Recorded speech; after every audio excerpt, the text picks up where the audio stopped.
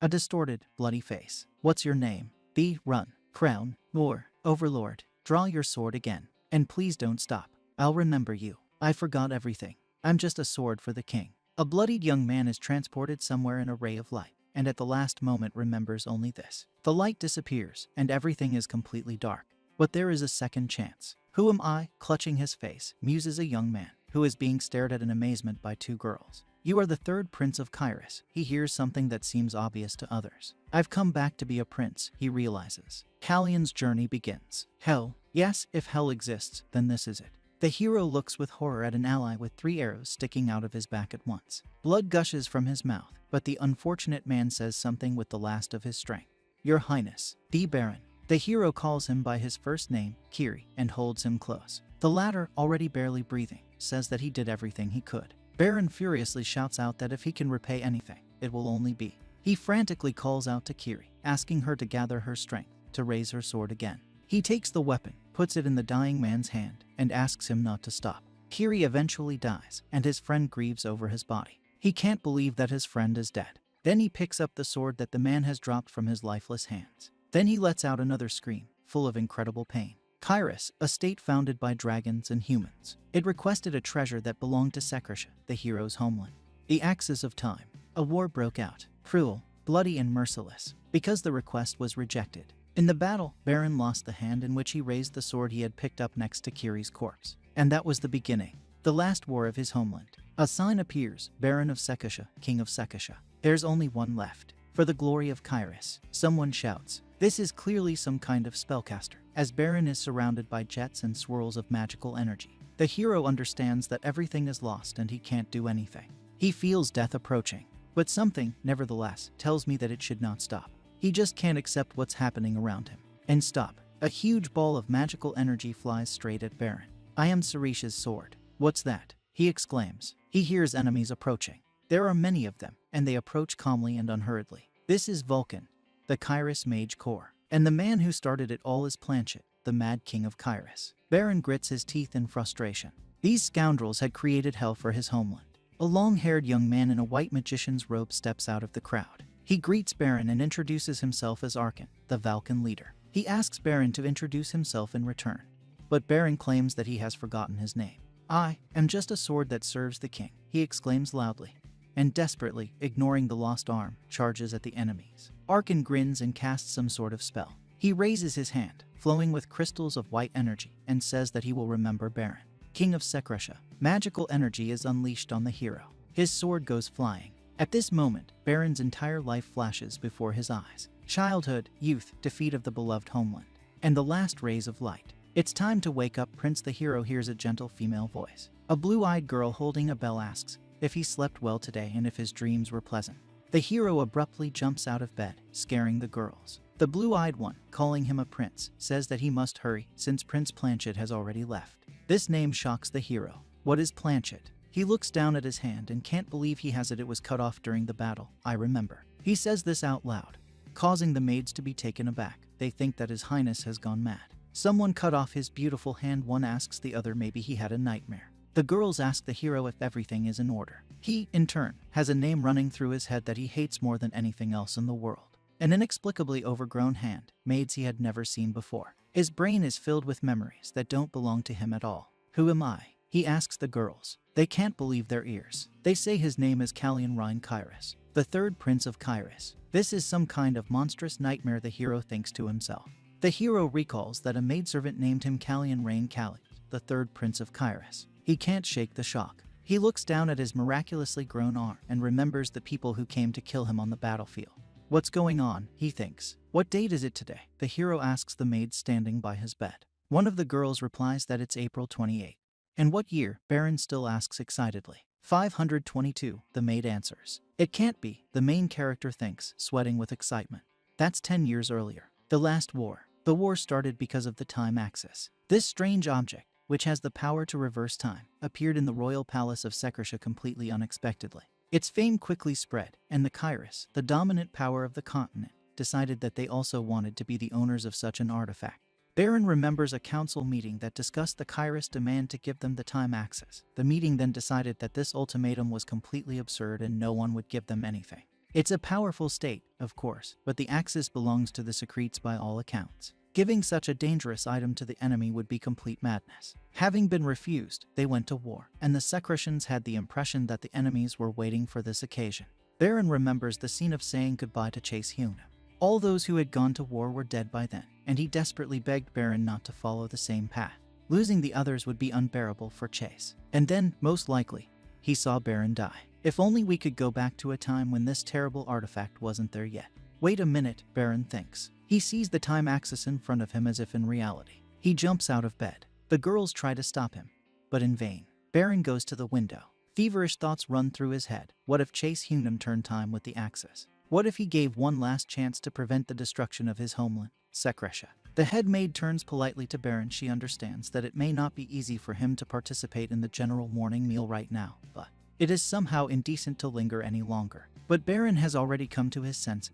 Beaming with joy, he apologizes to the girls for causing trouble and promises to get ready as soon as possible. He's going to take this opportunity to fix everything, even if it means being a prince of Kairos. One of the servants in the luxurious dining room of the palace solemnly announces the approach to the table for the purpose of eating the third Prince Callian. Someone's already eating here. The maid who woke Baron apologizes, whispering in his ear that it was her fault that he was late. She should have started waking him earlier. She didn't think that Prince Randall would be here first and quite early. We see a sign that says First Prince Randall Sile Kairos. All three princes of Kairos are half-brothers to each other and are members of the ruling dynasty of the holy state of Tencel.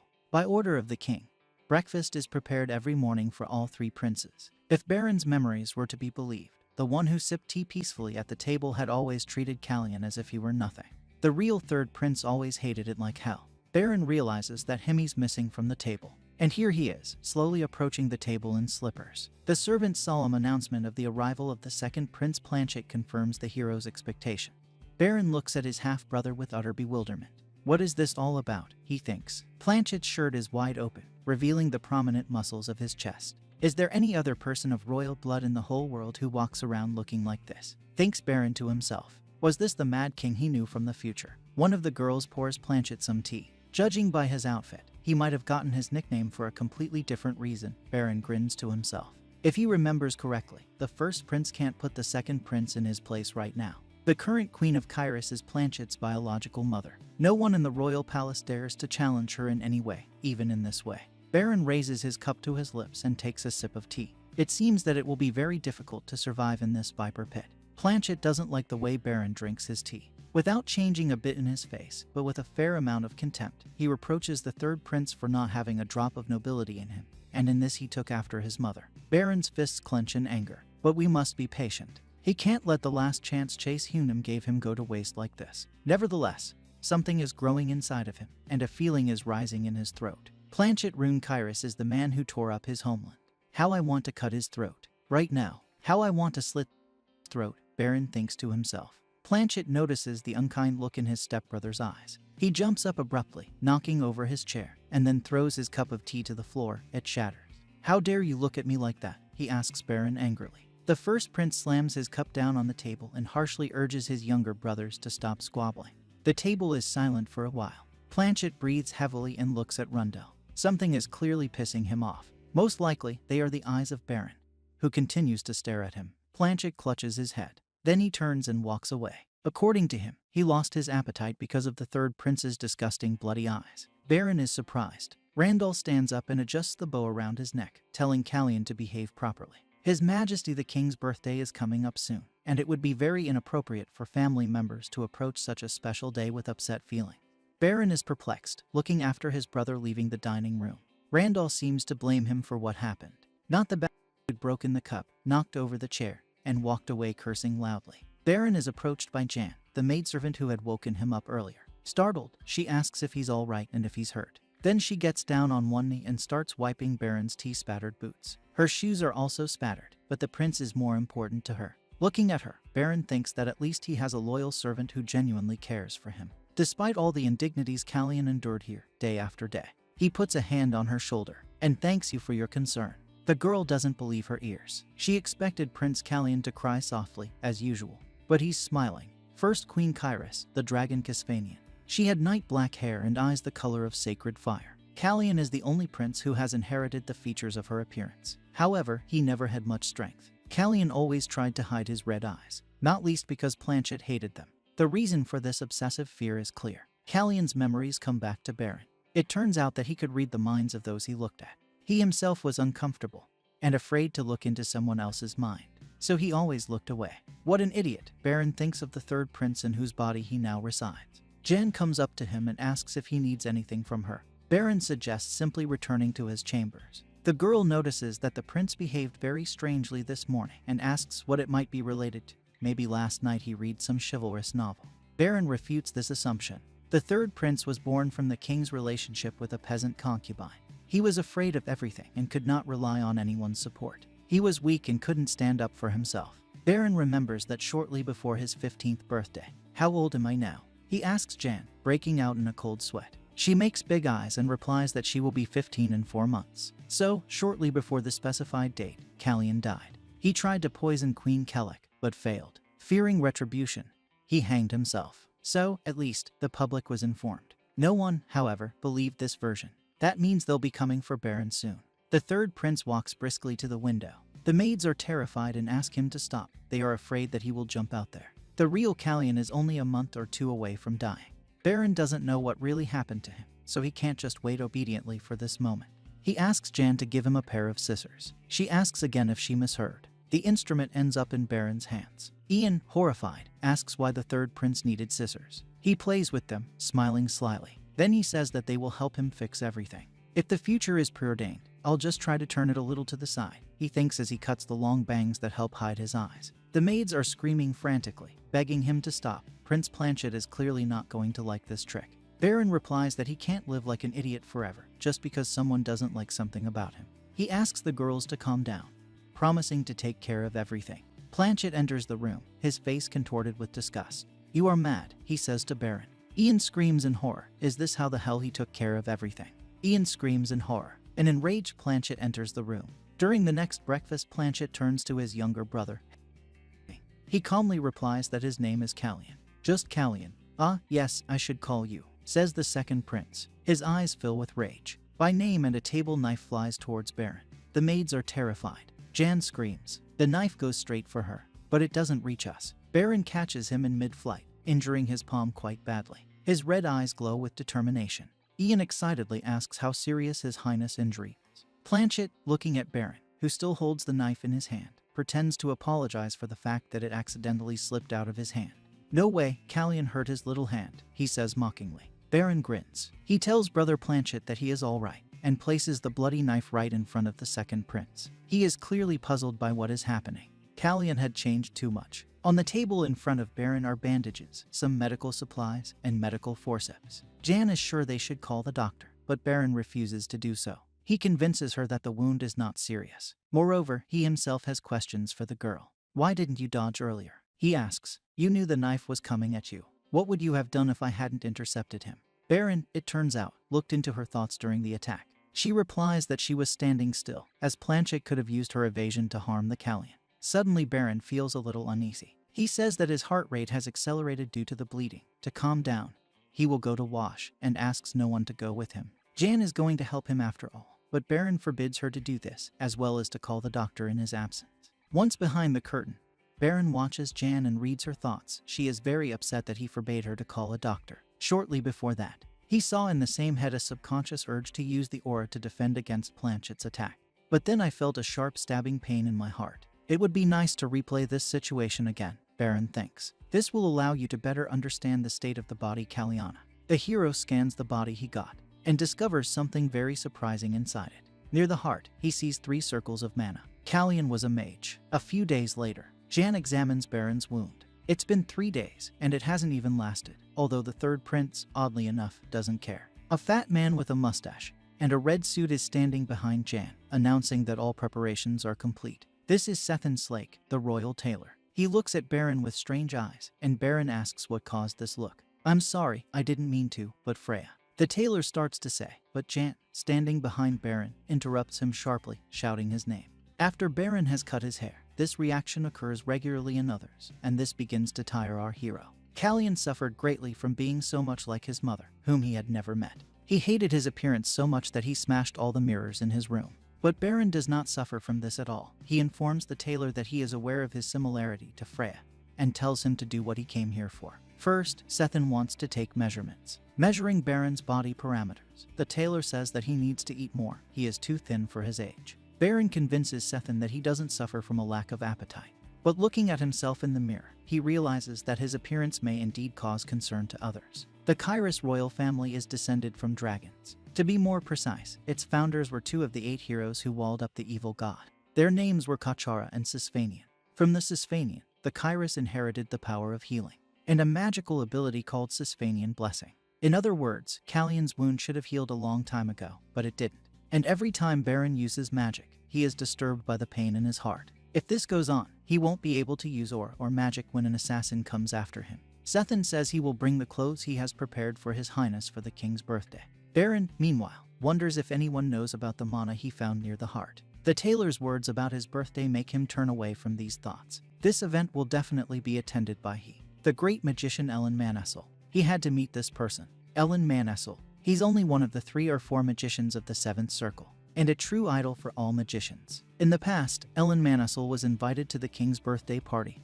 and came to Kairos. And the story of how, as a result of an incident, he was denied entry to the city right at the gate, reached the neighboring state of Sekresha. Ellen Manessel, who was unable to participate in the celebration at the time, was the first person on the continent 10 years later to be elevated to level 8 Grand Magi and proved to have the appropriate abilities.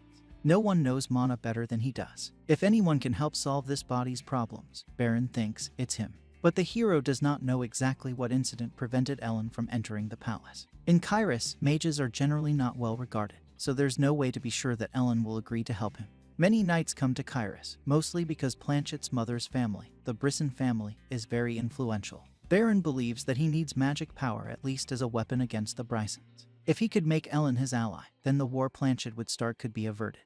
A little earlier, Baron watches with displeasure as the maids and the tailor discuss the size of the ribbons on his suit, which is being prepared for the grand event, and decides that he must put an end to this squabble.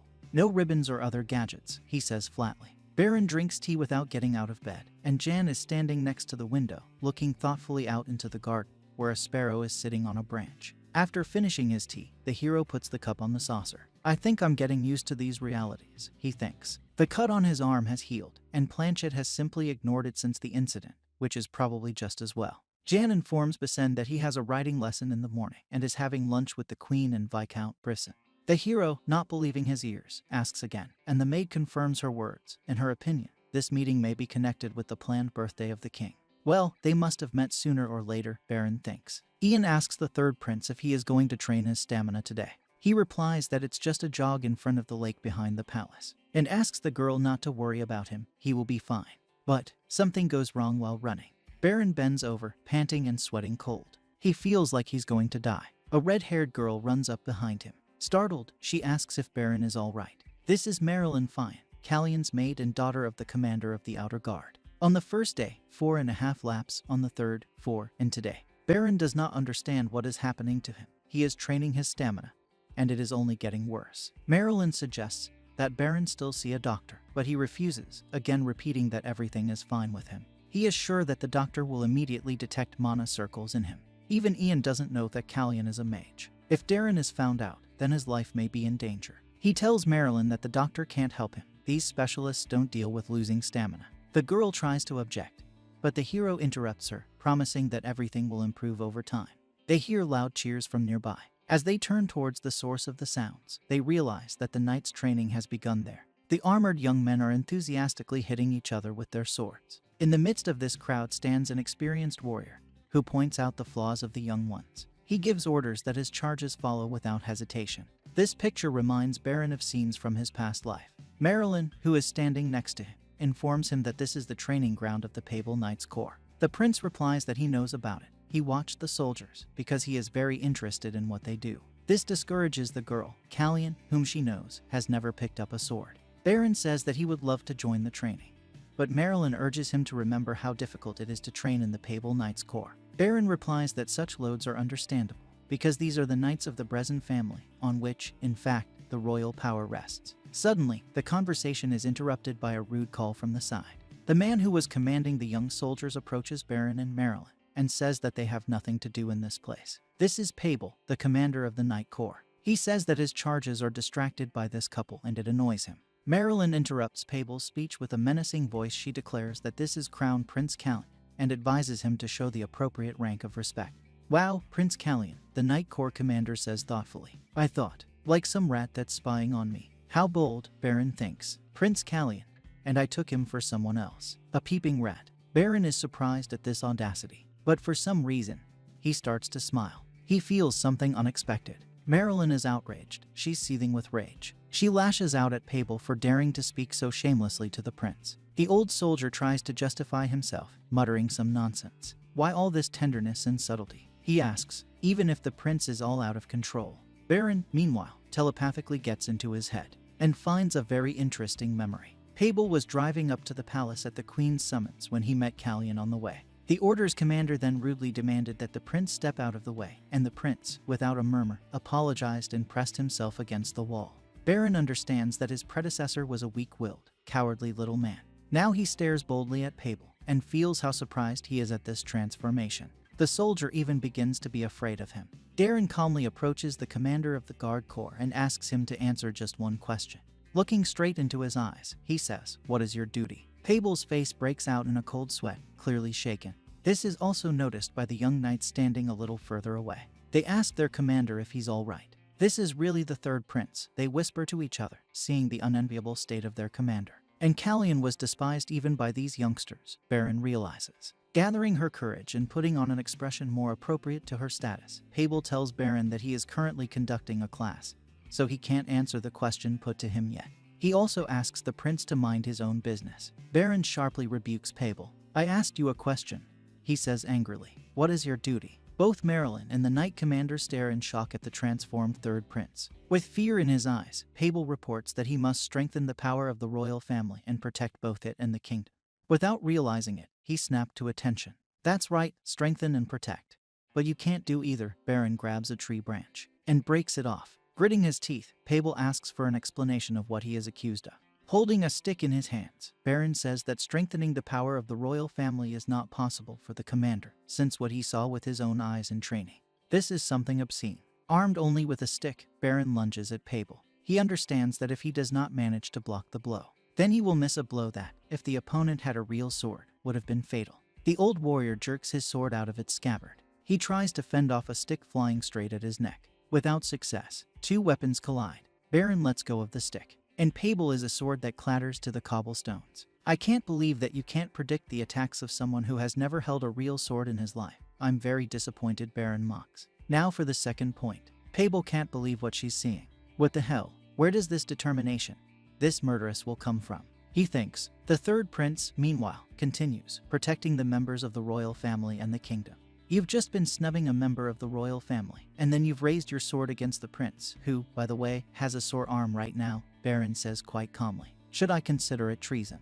Pable is seized with a kind of animal horror. This is not the third prince he knew before. "I was not myself." He tries to justify himself, and falls prostrate in front of Baron, who is rubbing his bruised arm. The Order commander humbly laments that he did not intend to commit treason. In front of the stunned young knights, he begs them to spare him. Baron, meanwhile, reads his real thoughts. Pable would never forgive this humiliation from a royal puppy. Jan is genuinely perplexed. She took Baron to endurance training, and now he is walking around with a horse. It doesn't seem to fit. But the third prince smiles at the bewilderment on the girl's face. He says he picked up the Raven on the way here. The prince hands over the reins of the animals to a maid. Ian struggles to keep Raven at bay, but manages to ask where Baron got him. After Pable humbly apologized, Baron turned his attention to the horse, which was being held back with difficulty by several soldiers. They told him that Prince Planchet had not been able to tame him.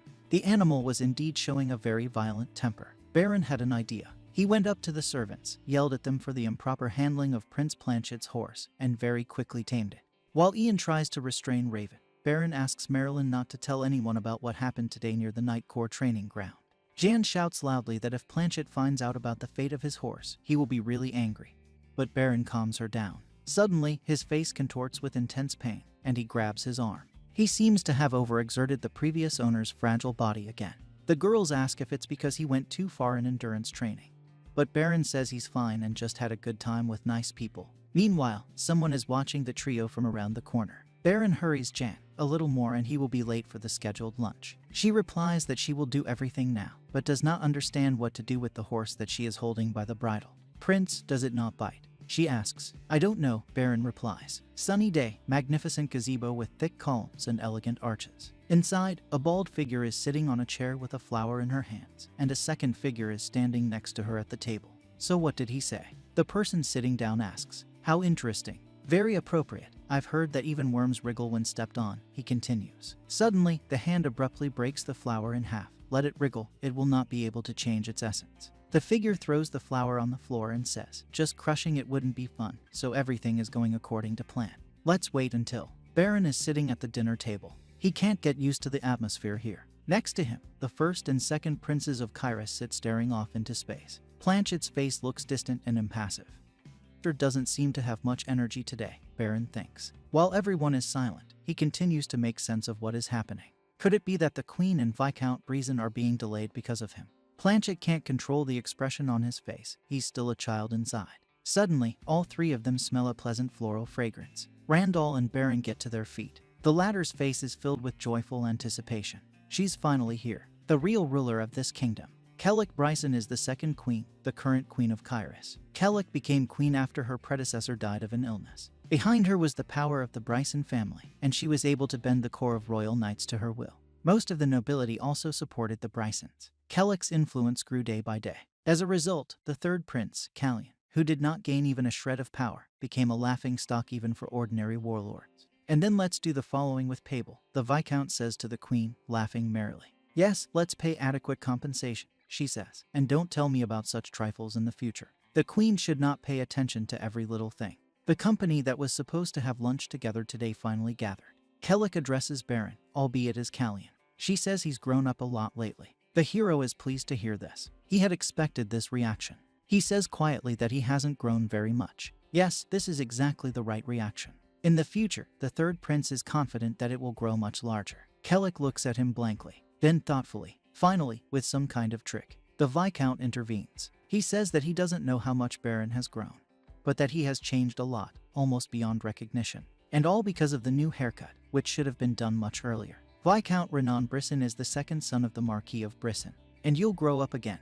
Don't doubt it, the Viscount continues to chatter. Kellic calls out to him, and he remembers that they've also come here to eat. Bring food, he orders the servants. Just think of the imbecile who rules this country. Baron muses, the rumors are true, and it's just wonderful. Kellic, covering the lower part of his face with a fan, glances at Baron. Planchet, she says to her son, why didn't you tell me about a horse that refused to listen to you? He doesn't know what to say. He looks away. You should have told me, she chides him. Planchet replies that she has already found out about everything.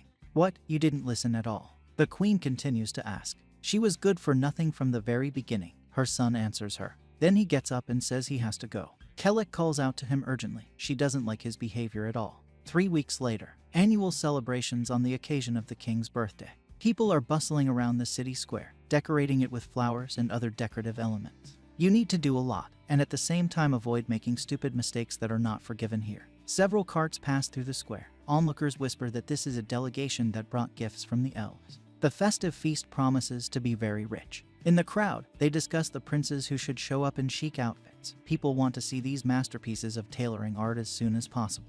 Sethan Slake, meanwhile, continues to take Baron's measurements. He stares at the measuring tape in disbelief. Your Highness, you ate. The tailor's eyes are glazed, and large drops of sweat roll down his face. Baron's nose is bleeding. The third prince looks down at his palm in fright. Drops of blood on the floor. Baron looks down at his bloody hand in disbelief. Jan and the other maids, who are watching the tailor's work, run to the prince. Ian orders the girls to bring some cloth as soon as possible. Baron, holding his nose, tries to convince her that he is all right. He says it's probably because he hasn't been sleeping well lately. Besides, he thinks the blood's almost stopped. Ian can look at it for herself to make sure. But Sethan Slake has another piece of bad news. After apologizing for interrupting the conversation, he reveals that the prince has lost even more weight since the last fitting. 3 weeks ago, the parameters of his figure were more impressive than those shown by the measuring tape today. Baron looks at the tailor incredulously. Did I really lose that much? Maybe this is due to the fact that I do a lot of physical exercises, he asks. Then Baron begins to think. He does train hard, but it only makes his stamina worse. And then there's the pain when he uses mana. This body must really have some kind of heart problem. Sethan excitedly tells Darren not to take what's going on so lightly. The prince should have been checked out by a doctor long ago. He laughs. What was he supposed to complain about? The nosebleed. Inside, he's very uncomfortable. This blood has scared half a dozen not-so-bad people. It was very inconvenient. Sethan tries to convince him again.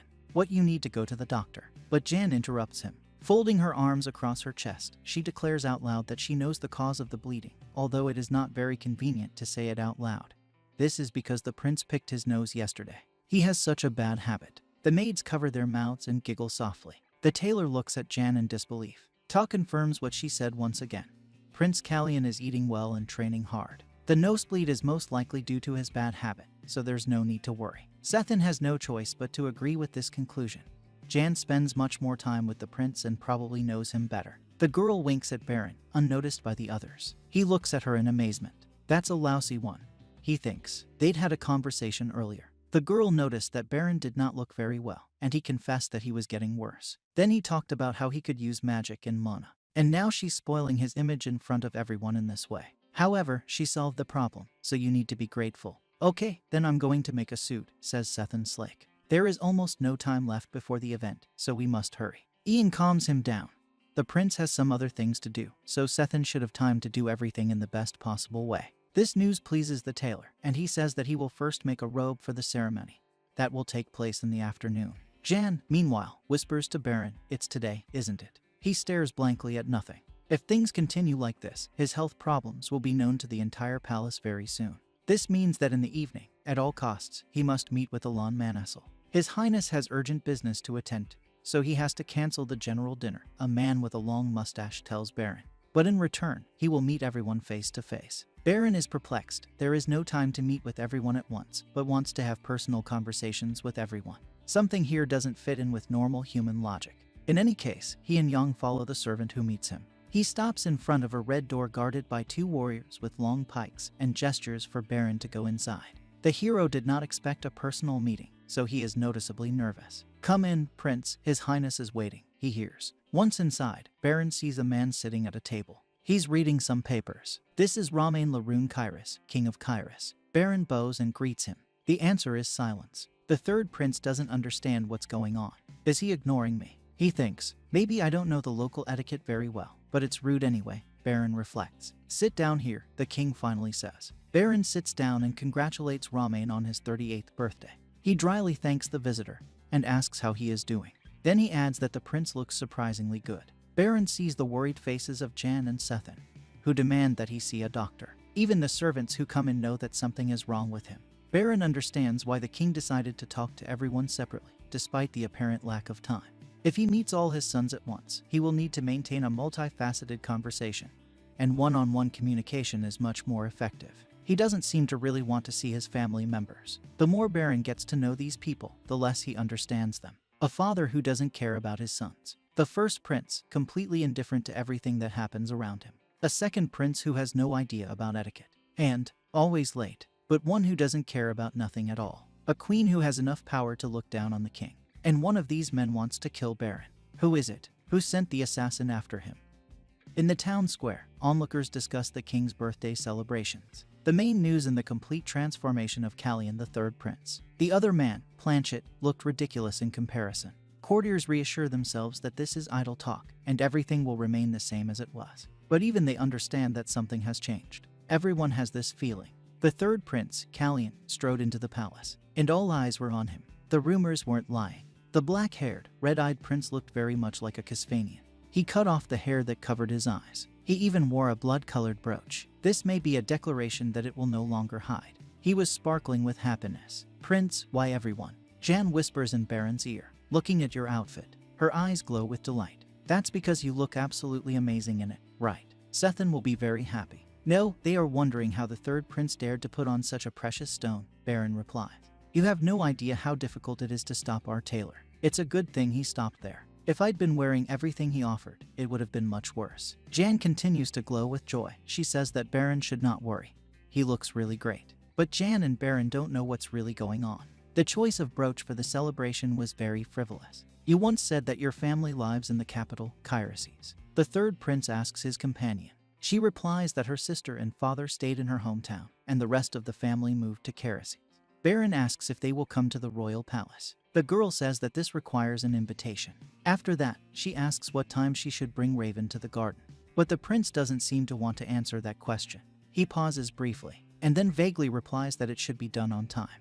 Then Baron explains that he wants to see someone. The prince asks if Jan knows why this ballroom is called Siegfried's Hall. She knows that in honor of the first patriarch and one of the 8 heroes of the two-way war, Duke Quitros Hans Siegfried. The Siegfrieds are the only dukes in Kairos. Despite their great power, they remained loyal to the royal family for at least 500 years. Their sole purpose was to protect the Kisvanian territory. Baron recalls how deeply this story inspired him in a previous life. Jan says she seems to know who Baron wants to see. He confirms her guess. It wasn't very difficult to come up with it. Here is a showy bearded man who, holding a glass of wine in front of his face, says that Siegfried's Summer Night is an eternal classic. Baron looks directly at him. This is Duke Schliemann Hans Siegfried. Before us is a spectacular sign with this name. A family that has been loyal for hundreds of years is a very nice person, Baron thinks. Then maybe, is it worth checking out how fast he is? The hero's hand begins to emit a faint stream of white energy. Schliemann Hans Siegfried is instantly alarmed. His eyes turn to the balcony where Baron and Jan are standing.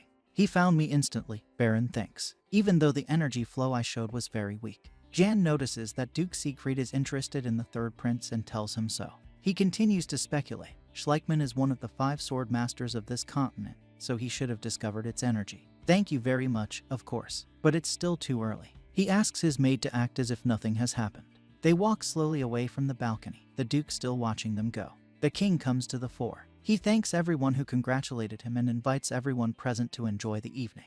To Kairos, he says in a toast. Baron and Jan take the rope down from the balcony, the prince first, his maid next. Raven, on whom Baron is sitting, behaves in the most exemplary way, although Jan warns that you can expect any dirty tricks from him. The prince refuses to believe this. He sees that this is a very smart and quick-witted horse. They approach the city gate at a leisurely pace. It's already night, but the streets of the city are well lit. You can't do it without permission, comes a voice from the city gate. The guard tells Kairos' guest that he has come a long way, but he can't let it go. It's him. Baron realizes with undisguised joy. The newcomer asks the guard again if he really refuses to let him in because of the lack of an invitation, and informs him that his name is Ellen Manessel. Ellen Manessel. At the city gate, a horseman in monastic robes stands in front of the guards. The warriors look at him, puzzled. They look at each other, not knowing what they're supposed to do. The commander steps forward and tells Ellen that despite all his words, he must present the invitation. A smile appears on Ellen's face. So Kairos divides his guests by what they look like. He asks the guards. Baron, sitting on Raven, hears what the conversation is about, and it surprises him a little. Judging people by their looks isn't good, he thinks. But Ellen Manessel seems to be deliberately provoking the guards. It seems that he does not want to enter Kairos, and does everything to be turned around at the gate. Okay, then I'll go back, Ellen says, and turns his horse away from the gate. Baron begins to panic. He must meet with Manessel. The hero is about to ride after Elan, but Jan tries to stop him. According to her, the king forbade anyone to leave the city during the celebrations. Baron looks after Ellen with despair in his eyes. He can't let it go so easily. He orders Young to do everything possible to stop the guards and put spurs to his horse. The girl shouts after him, but Baron is already rushing toward the city gate. The guards get in his way. They shout to him that the king has forbidden him to leave the city. But Darren just sweeps past them, throwing the men with the pikes aside. Unable to stop the prince, the guards stare helplessly after the rider. Then they realize they have to catch up with him. The order is given to mount and catch up with the fugitive. What should I do? Thinks the incomprehensible Jan, who sees the whole picture. She must fulfill the prince's request, whatever it takes. Reminding herself that she serves Prince Callian, she tries to think of some plan of action. Jan must protect the prince because it is her direct duty. Stop, she shouts loudly to the guards. Duke Siegfried has allowed Prince Callian to leave the city. The warriors are not mad. They ask Jan who she is to throw the duke's name around so freely. She tells them that her name is Soroyan Siegfried, and she is the eldest son of Duke Siegfried. In front of us are the lighted windows of a luxurious palace. Booming laughter comes from inside. Ian, who turns out to be Soroyan, is sitting with his head bowed sadly next to a laughing man. Don't laugh about it, he says. He wipes away his tears and apologizes. He can't believe that his son did such a smart thing. The same little boy who was growing up in front of his eyes. He once again praises the offspring for a successful decision. Jan replies that it may not have been a good one. His father's relationship with the king must have noticeably deteriorated as a result of what happened. The father reassures his son. He doesn't believe his ears. Schliemann repeats that the king will do nothing. According to him, the monarch takes any event too seriously, which is why he calculates its consequences far ahead. If the third prince received help from the Siegfrieds, it means that he now depends on the latter's goodwill. If there is a relationship and help received, but no punishment, then this is tantamount to recognizing the sweet relationship between the Siegfrieds and the prince. The Brysons should not be satisfied with this, no matter how confusing these logical twists may seem. So the king will probably pretend that nothing happened. Baron catches up with Ellen Manassel and starts a conversation with him. I don't think you're going to criticize me for not having an invitation, he tells him, anticipating a possible question. Ellen then asks why the third prince of Kyrus is chasing the old man. His face looks very young. Baron is shocked. He knew that when a magician reaches the 7th level, he begins to grow younger, but he was not sure that this was true, but now it is clear that it is true. Anyway, he asks Ellen if he's going to go back to town, since it's late at night. When I tried to open the closed door, the threshold was too high, he replies cryptically. This intricate language amuses Baron. If Ellen wants to use metaphors, he can respond in kind. But you came to a closed door when there was an open one nearby. In simple terms, this means that Ellen did not want to take out the invitation that he had. I was blocking out the wind and forgot to dust off the doorstep. Stands for I didn't expect the guards to make such a mistake when filtering the human flow. Ellen mentally evaluates the other person. He criticizes me, not apologizes. Is he that honest or just shameless? I think I like him. He doesn't have the look of a 14-year-old boy, that's for sure. Suddenly, Ellen feels something strange. He calls out loudly to Baron, who starts in surprise. Excusing himself, he grabs Baron's arm as he sits on the horse and pulls him sharply to him. The prince tries to resist, but he just doesn't have the strength. He feels a terrible, unbearable pain in his chest. Ellen holds Baron's hand tightly. The prince's face is contorted with pain, and he clutches at his heart, but he knows what is happening now. Ellen's mana is pouring into him. The place where the hero's hands meet sparkles with magical energy. Unable to bear the unbearable pain, Baron at one point pulls his arm out of Ellen's grip. The prince collapses on Raven's withers. Even a closed door can't completely stop the wind, Ellen says metaphorically. Still holding his heart, tears falling from his eyes, Baron looks at the wizard. It's amazing how he realized almost immediately that something was wrong with the prince's body. Closed door, wind, right. He thinks, yes, that's right, he says out loud. Ellen, in turn, also assesses what happened. At some point, he couldn't use any mana. It's not about her, the wizard thinks. Doesn't he know that the problem is of a completely different nature? Ellen is lost in memories. He clenches his fists tightly. The Kyrus have a bad attitude towards magicians due to the fact that they are descendants of dragons. The great magician came to this family by himself to mock them for not noticing the great magician under their noses. But is it possible to call the meeting with this young prince fateful? Baron looks at Ellen with a pained expression. He asks why the prince was looking for him. He starts to speak, but stops. A magician recognizes lies, Baron realizes. Ellen Manassel, he says. I think. He's still not very sure if he's doing it right. ... that my life is in danger. Ellen's thoughts. I know what a difficult situation the third prince is in. Everyone hates him. He is surrounded on all sides by enemies. Ellen's mind flashes over all these opponents, including Queen Celes. To Baron's shock, a reddish sphere appears around him and the other person, consisting of hexagons attached to each other. Silence magic. Baron wonders. He applied it. Without saying a word, it looks like he's actually a level 7 mage. Do you want to? Ellen asks Baron. Just make sure it doesn't happen. Or do you need to solve the problem at the root? The prince looks at the mage with honest eyes. For now, I'm trying to make sure that doesn't happen. For now, the wizard wonders. But Baron adds that it would be highly desirable to nip the problem in the bud. And he is ready for this, even if it means taking the local throne. This will really allow us to fulfill our ultimate goal, Baron thinks to himself. Ellen is also thinking. In front of him is a prince whose body is gradually dying. He went to Casfanian, that's for sure. This prince really needs him, level 7 mage Ellen. Then give me the invitation again. Please, the wizard says, looking very kindly at Baron. He lowers his eyes gratefully. Crouching on one knee and pressing his hand to his chest, the third prince says, I, Callian Rain Kyrus, greetings to my master. I, Ellen Manassel, accept his highness' invitation. Save him. The mage replies, inspired. It seems like the beginning of a great friendship. Do you think the people in the royal palace really don't know who I am? He was, as it turned out, an orphan. He calms the offspring, saying that everything has been taken care of. The guy sighs with relief, as otherwise he wouldn't be able to be around his highness. Schliemann has a low opinion of his son. He believes that there is very little royal in him. Soroyan thoughtfully asks his father how Leia is doing.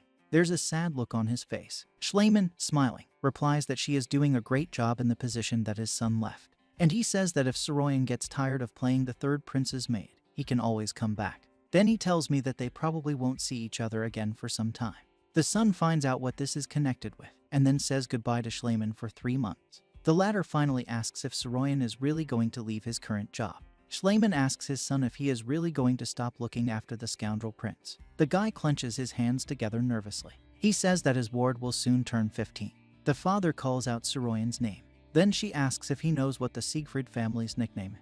He answers correctly, and this pleases the man. That's right, he says, the elephants of Kairos. We never wanted the throne, but they were very powerful. Like real elephants, we could easily trample on any lions that are considered to be the kings of wildlife. No one could have attacked us. Soroyan asks why his father is telling him about this, but the man just grabs him by the neck and starts choking him, laughing out loud. Why not? Because my name, which you refused, is very strong, the father replies. But you, do whatever you want, I won't bother you. Schleiman gently hugs his son, and he snuggles up to him. Suddenly, the elder Siegfried pounces on his offspring again.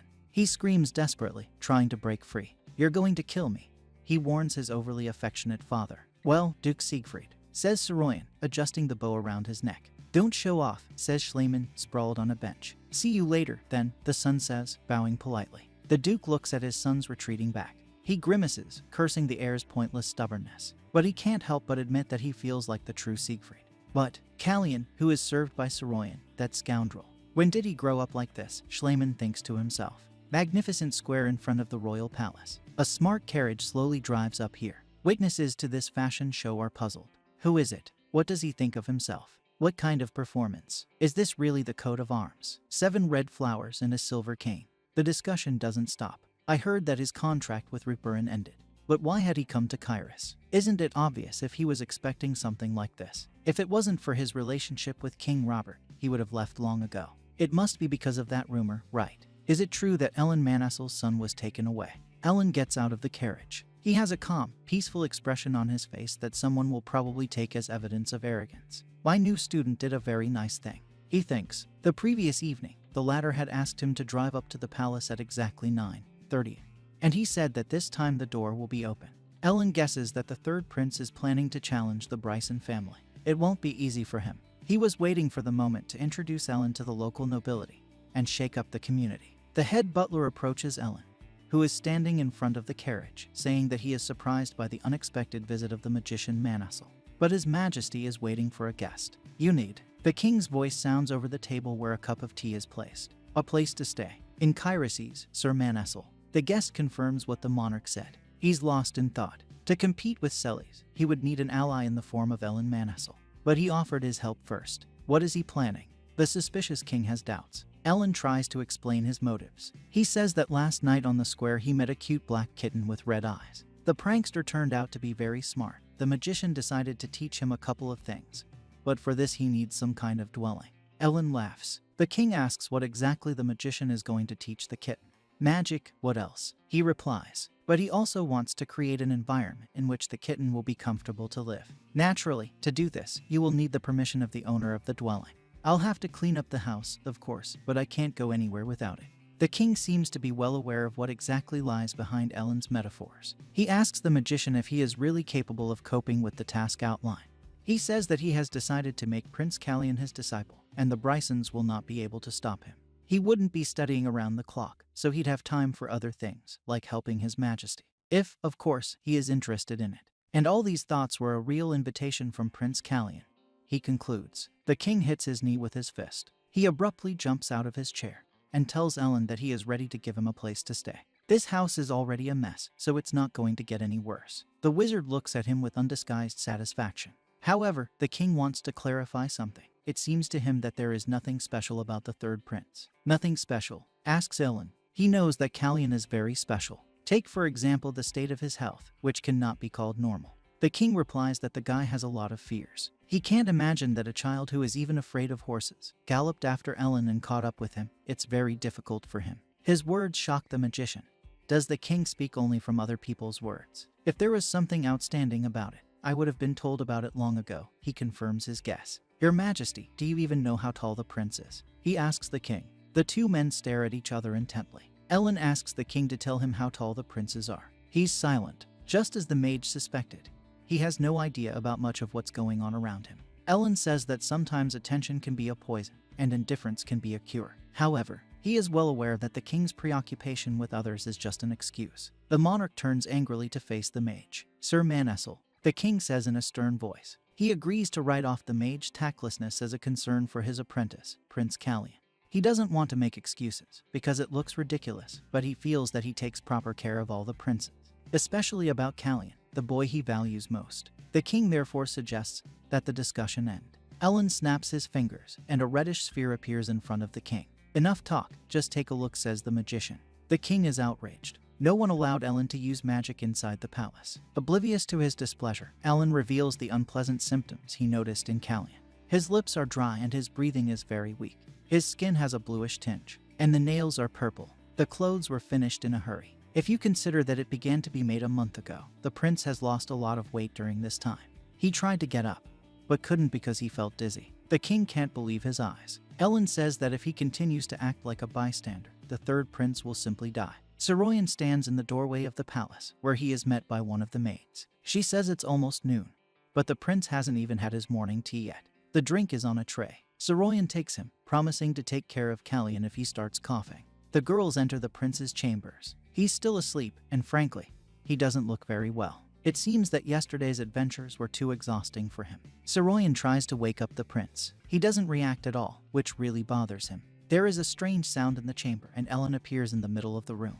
He starts toward the sleeping prince, and Soroyan yells sharply to stop him. He asks how the mage came to be here in the first place. He calmly replies that outsiders are not allowed to enter the Chermal Palace without an invitation, so we had to move in this way. You teleported because you didn't have an invitation. Soroyan asks, puzzled. The magician replies that he used a subspace jump, which is a little more difficult, but that's okay, since he's very good at magic. Soroyan says that these subtleties don't matter and Ellen should leave as the prince is still very weak. He approaches the interlocutor closely and asks, you know me, don't you? He recalls that Soroyan came to Reburn several years ago.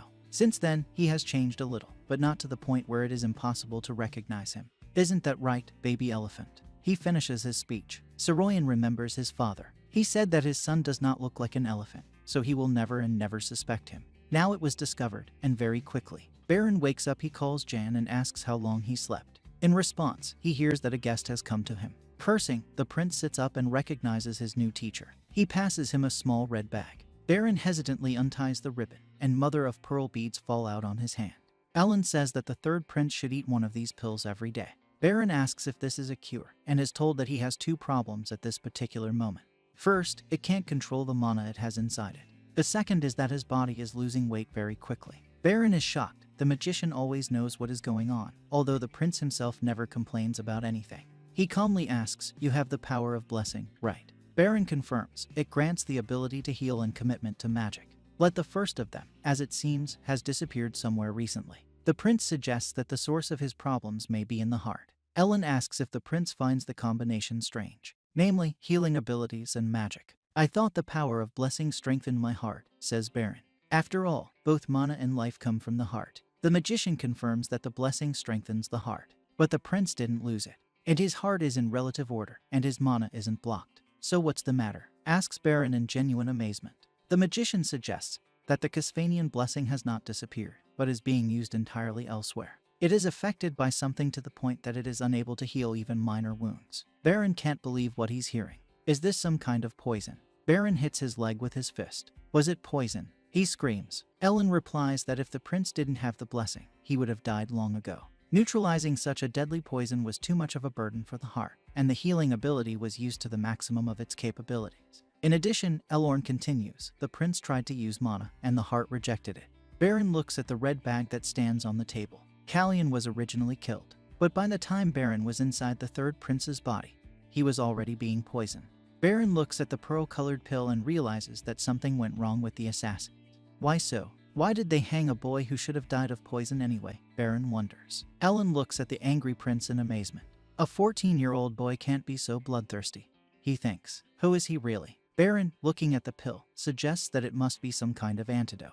The magician confirms the hypothesis and says that he prepared it in a hurry, but it should still help. Twirling a mother-of-pearl ball in her hands, Baron analyzes new information for himself. What will happen if I take poison and antidote at the same time? Ellen is surprised by these words. He explains that in this case, the antidote can only slow down the effects of the poison. It turns out that Baron is quite happy with this. "Are you sure about this?" exclaims Ellen, sitting up from his chair. He then asks the prince if he has any suspicions about who is poisoning him. Baron says it appears that the poison is added to the tea he drinks every morning. He drinks it in full view of everyone, so it is very easy to control the poisoning process from the outside. Besides, no one drinks tea with him, and strangers can't get hurt. Perhaps Callion noticed that something was wrong with his body, and refused to drink poison tea in the morning. Maybe that's why the villains had to hang him. Everything changed when I was in this body, Baron thinks to himself. But now it is not clear what method of eliminating him will be resorted to by his enemies. So, until I figure out exactly how they want to kill me, we have to keep it a secret, he tells Ellen. He clarifies whether this is the only reason. The prince replies that if he is really being poisoned with morning tea, then refusing it might endanger Yang and the other maids. The malefactor puts poison regularly, and is sure of his impunity. Ellen is not sure that Baron's plan is correct. He says softly, "The baby elephant will be fine." Baron asks again in amazement, but the magician says that he did not say anything important. Wearily clutching his head, he tells the prince that he still does not understand what he needs to do now. Baron recalls a conversation with his father that took place in his previous life. A wise parent had told him that if he wanted to get a trump card out of someone, he had to show his own first. Baron mentally thanks his father, who comes to the rescue just in such difficult moment. He asks Ellen to accompany him on his walk outside the palace tomorrow night. The sun is shining brightly over the magnificent royal palace. There are shouts from inside as someone asks Prince Planchet to wake up immediately, for the reason that Her Majesty is approaching the bedroom.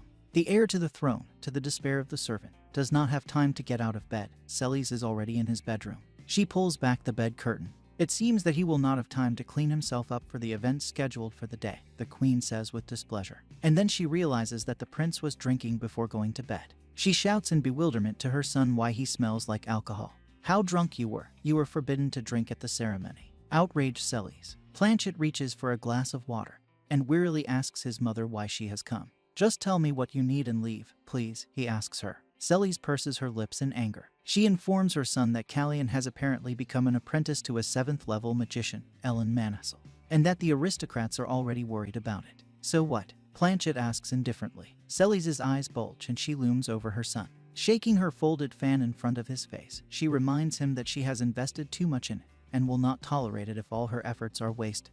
She orders him to pack up immediately. There would be too many eyes watching him today, and he must not disappoint his mother. She turns angrily and goes to the bedroom door, where the servants bow low in deference. Planchet is furious. He staggers out of bed and walks to the center of his bedroom. The servants cry out in fright. He has just cut his leg on the shards of a broken glass. He drives them away. The rage he feels is beyond words. Callion. The face of the third Prince Kyrus pops up in front of his eyes. How he hated it. King Ramain rides down the main street of Kyrus, accompanied by mounted guards. A large crowd gathered to watch the celebrations in honor of his birthday enthusiastically welcomes the monarch. They praise him, wish him many years of life. The queen looks out of the carriage window. Princes Randall and Planchet ride beside their father. Enthusiastic onlookers point their fingers after them. They are immensely happy to see the future generation of their rulers. Behind them, Prince Callion rides on Raven. Next to him, at his own pace, is Siron. He leads the prince's horse by the bridle. At one point, he turns to the prince. He wants to know how Callion is feeling. In the morning, it seemed that he looked better than usual. Baron thanks Siron for his attention, and then says that the external freshness is most likely due to the fact that he managed to have a good rest. Inwardly, he thanks the antidote. It really has made his breathing much easier. The pain in my heart also became noticeably weaker, but today's activities promise to be very tiring. After the parade, there will be a horse race and then a ball. He tells Chiron about this, and Chiron expresses his fear that the prince will become ill again. Baron calms Chiron down, whom she still thinks of as a servant named Ian. "I'll take it easy," he says, but suddenly stops in mid-sentence. Somewhere in the middle of the crowd, he spots a painfully familiar figure. He can't believe his eyes. This is the person from his previous life. He urged His Highness Baron to raise his sword again. Yes, that's him. The prince looks in shock at the face noticed in the crowd. Kiri. It's definitely him. Raven's starting to act weird, too. But what is Kiri doing in Kyrus? Thinks Baron to himself. The horse begins to kick its hoof on the paving stones. What's the matter with him? Go, Raven. Soroyan, who is holding the horse's bridle, tries to calm the animal down. Baron tries to help Soroyan with verbal commands. Had the horse also noticed something strange in the crowd? Baron is very surprised by what is happening. He strokes the horse's mane. You felt it too, didn't you? He asks Raven. But right now, going out there into the crowd to find out what was going on would be very inappropriate. Just wait, Kiri. The third prince thinks. I'll find you. A young man with a thin mustache runs up to the king and says that it is a great honor for him to serve him. This is Melfir Pollen, owner of the Pollen Trading House. He informs the monarch that Ramen will surely like the performance he has prepared. So this is Baron Melfir, who was assigned to organize the races instead of representatives of the Bryson family, the third prince thinks to himself. I recall that this choice provoked the queen's violent indignation. All this, of course, is already unimportant. But if Baron's memory of his previous life is correct, during the race that the king and Melfir are now talking about, Randall was injured. Baron Pollen was hanged as a result. Melfir invites a delegation of royal family members to follow her. A delegation consisting of the king, queen, and 3 princes follows the Baron. Baron looks up at the ceiling, where massive candelabra hang from it. I think it's this one that's going to fall, Baron recalls, his eyes lingering on one of the lamps. It's very strange. During an event that the king himself attends, all potentially dangerous objects like this must be checked by specially assigned knights for this task. And they serve in the Knights of Pable Corps, which is controlled by the Bryson family. Baron recalls the disgusting behavior of Pable, the commander of this unit, during their last meeting. The prince thinks about it. Maybe I should try to save Melfir, he thinks. With a happy expression on his face, he continues to lead the royal family in the direction he knows best. Baron approaches the Baron without anyone noticing, and he whispers that he is very worried about the candelabra hanging over everyone's heads. The third prince advises to check how securely they are held in their places. Melfir Pollen is shaken to the core. He looks at the lights with concern. What could be wrong with them? In the circular arena, in front of the eyes of many spectators, 4 horsemen gallop. The crowd cheers loudly for the riders. The day has finally come when I sit next to the king, the man thinks to himself as he nervously clenches his fist. This is Melfir Pollen, to whom what is happening still seems like some kind of fairy tale. He feels like he can't pass up the opportunity, which was presented to him at this point in time. He glances at Baron, who is sitting nearby. He calmly watches the riders. Above my head, Melfir thinks. Ceiling, did I check it out? Melfir Pollen looks down at the rope in his hands, his eyes filled with cold sweat and horror. Only a thin strand of hair remained intact, exactly in the middle, meaning that one was actually ready to break off at any moment. If it wasn't for the advice Prince Callian gave, Melfir thinks, things might have gone wrong. Exactly under this candelabra, the first Prince Randall is currently sitting. Melfir's legs give way as he imagines what the consequences of all this might have been for him. But how could Prince Callian even know about the rope's defect? Baron is sitting in a luxurious chair with a completely calm look. He, in turn, is also thinking about Melfir. It is a great honor for him to sit next to the king, but he declined it to check Baron's warning. He seems to be a very sensible character. He, in particular, understands that sometimes it is better to grasp not for immediate benefits, but to think for the future. But why would the Bryson family use their knights to frame him, especially at this price? Baron looks cautiously at his half-brother, Planchet. He looks thoughtfully off into the distance. He doesn't know his place, he says. Below, a bald but bearded entertainer addresses the audience. Okay, calm down, please. It's not over yet. Now you will see the highlight of our program. Planchet, meanwhile, continues to talk. It's so disgusting that you want to throw up. He has this pitiful, disgusting, dirty blood. He looks at what he thinks is Callian. Hearing these words, the audience turns their heads in Planchet's direction. The king looks sternly at his second son. Baron clutches his face and sighs heavily. Pitiful and dirty blood. Planchet, I do not know what you are planning, but I might need you at some point. He thinks to himself. Well, Celes, will you be disgraced for a long time? Thinks the king, who, by the way, keeps the most impassive expression on his face. The queen hides her face with a fan. How many times can I warn you? The queen grins and chews on her fan. She is confused by the expression on her son's face. He doesn't seem at all concerned about what just happened. The queen suddenly realizes that Planchet did this on purpose. But why? And why today? Those close to the royal family who are nearby are whispering animatedly. The second prince is behaving completely inappropriately. How dare he say such disgusting things in front of King Rame? We need to stop supporting this young. If Ellen Manassel is behind Prince Count, maybe it makes sense to consider him a worthy contender for the crown. I can't stand it any longer. You need to make a decision. The show is over. Rundle was not affected by the tragic incident, and Ramain did not show any particular reaction to Planchet's outburst. Baron analyzes what happened. Queen Celes was too quiet for a man who ordered someone to try to frame Melfir. Maybe it wasn't her doing at all. Another memory from his previous life comes back to Baron. He was playing chess with his brother at the time. and they had a conversation about what had happened in Kairos. Baron's brother asked him if this was really a planned terrorist attack on members of the royal family. He then replied that he couldn't think of any other explanation and asked his brother to provide his own. He laughed and said that it would be very funny if he revealed someone's cunning plot in a casual conversation. Then they decided to make a bet on the correctness of their guesses. And they laughed for a long time, remembering who owed whom how much based on the results of all previous disputes of this kind. At one point, my brother told Baron exactly what he thought was suspicious about this case. Everything about him seems to be on the surface. The criminal is just about ready to be caught for assaulting members of the royal family. Baron's thoughts drift back to the present. From the death of the second most influential oligarch, Kairos will benefit most of all. The first, which is obviously Renan Bryson, owner of the largest trading company in Kairos. And Baron asks Jan what important businesses Pollen's trading empire has. Most likely a diamond mine. The answer is, well, if Pollen disappears, the Bryson empire will take over the diamond business. All very logical. Very clever, Renan, Baron mentally praises the scoundrel. I just wanted to save Pollen to see which way the situation would turn.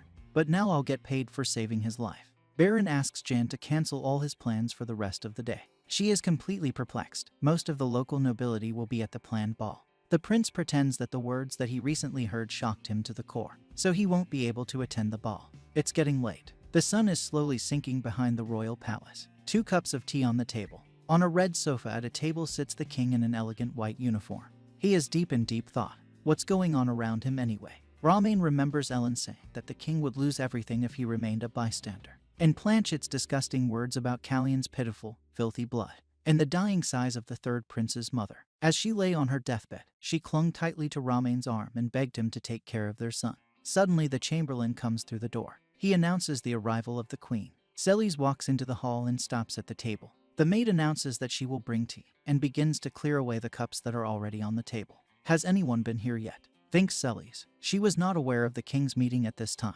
No need for tea, says Romain. She'll be gone soon. The queen is shocked by these words. The king goes on as if nothing has happened. So, Celis, what brings you here? So, Celis, what brings you here? The king asks. She wants to talk about the incident that happened today. What if the Bryson family took responsibility for him? The queen glares at her husband. Planchet's outburst had unsettled her. Does this mean that the main thing for her is the position of Planchet?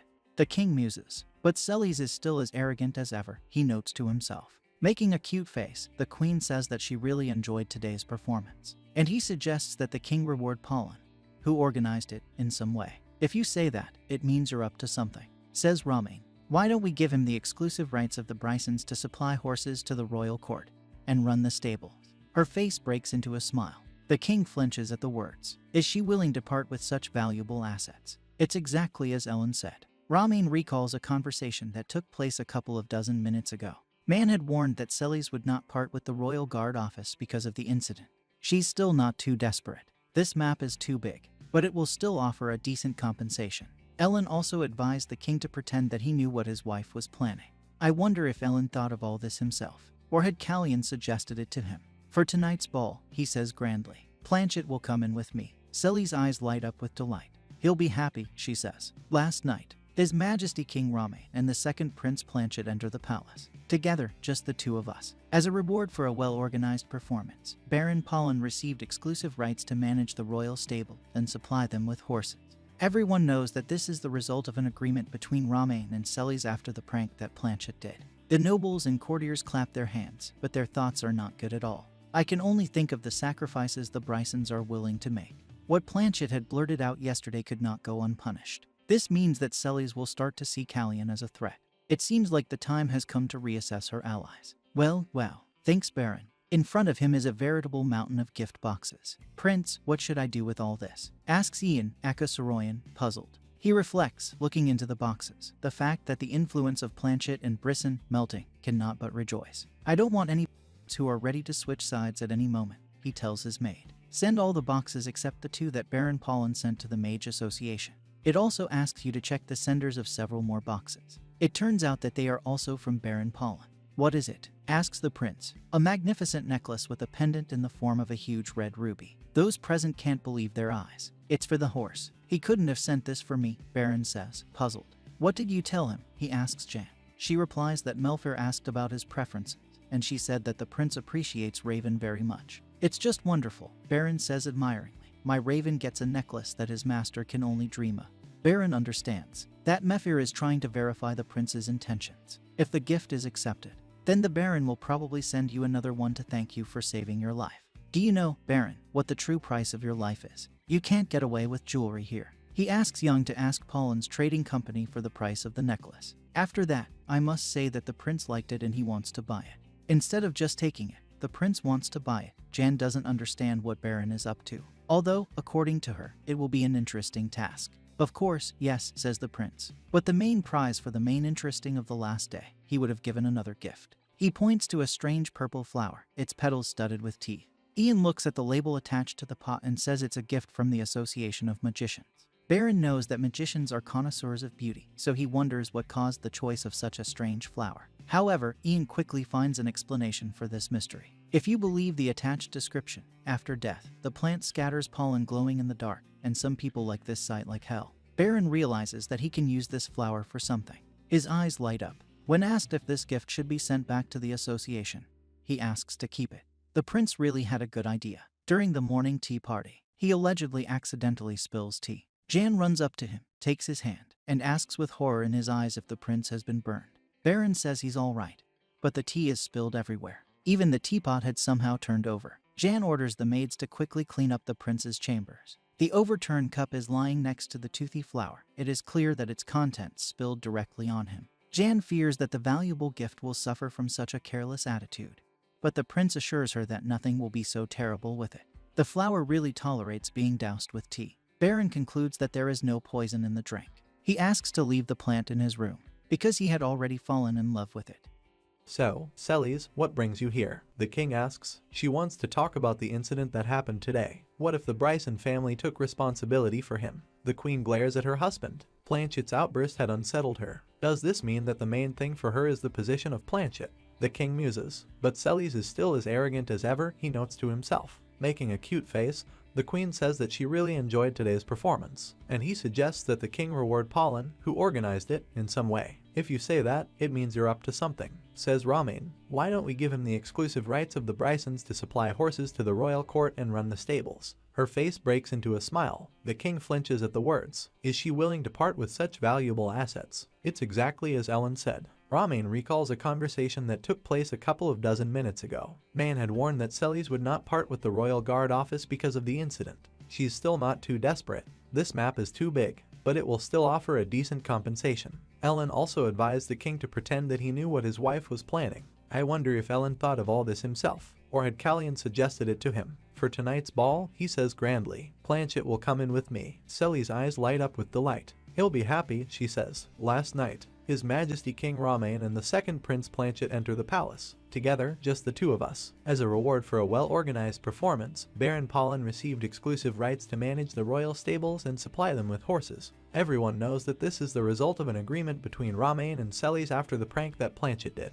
The nobles and courtiers clap their hands, but their thoughts are not good at all. I can only think of the sacrifices the Brysons are willing to make. What Planchet had blurted out yesterday could not go unpunished. This means that Celes will start to see Callian as a threat. It seems like the time has come to reassess her allies. Well, wow, thinks Baron. In front of him is a veritable mountain of gift boxes. Prince, what should I do with all this? Asks Ian, Akasoroyan, puzzled. He reflects, looking into the boxes, the fact that the influence of Planchet and Brisson melting cannot but rejoice. I don't want any who are ready to switch sides at any moment, he tells his maid. Send all the boxes except the two that Baron Pollen sent to the Mage Association. It also asks you to check the senders of several more boxes. It turns out that they are also from Baron Pollen. What is it? Asks the prince. A magnificent necklace with a pendant in the form of a huge red ruby. Those present can't believe their eyes. It's for the horse. He couldn't have sent this for me, Baron says, puzzled. What did you tell him? He asks Jan. She replies that Melfer asked about his preferences, and she said that the prince appreciates Raven very much. It's just wonderful, Baron says admiringly. My Raven gets a necklace that his master can only dream of.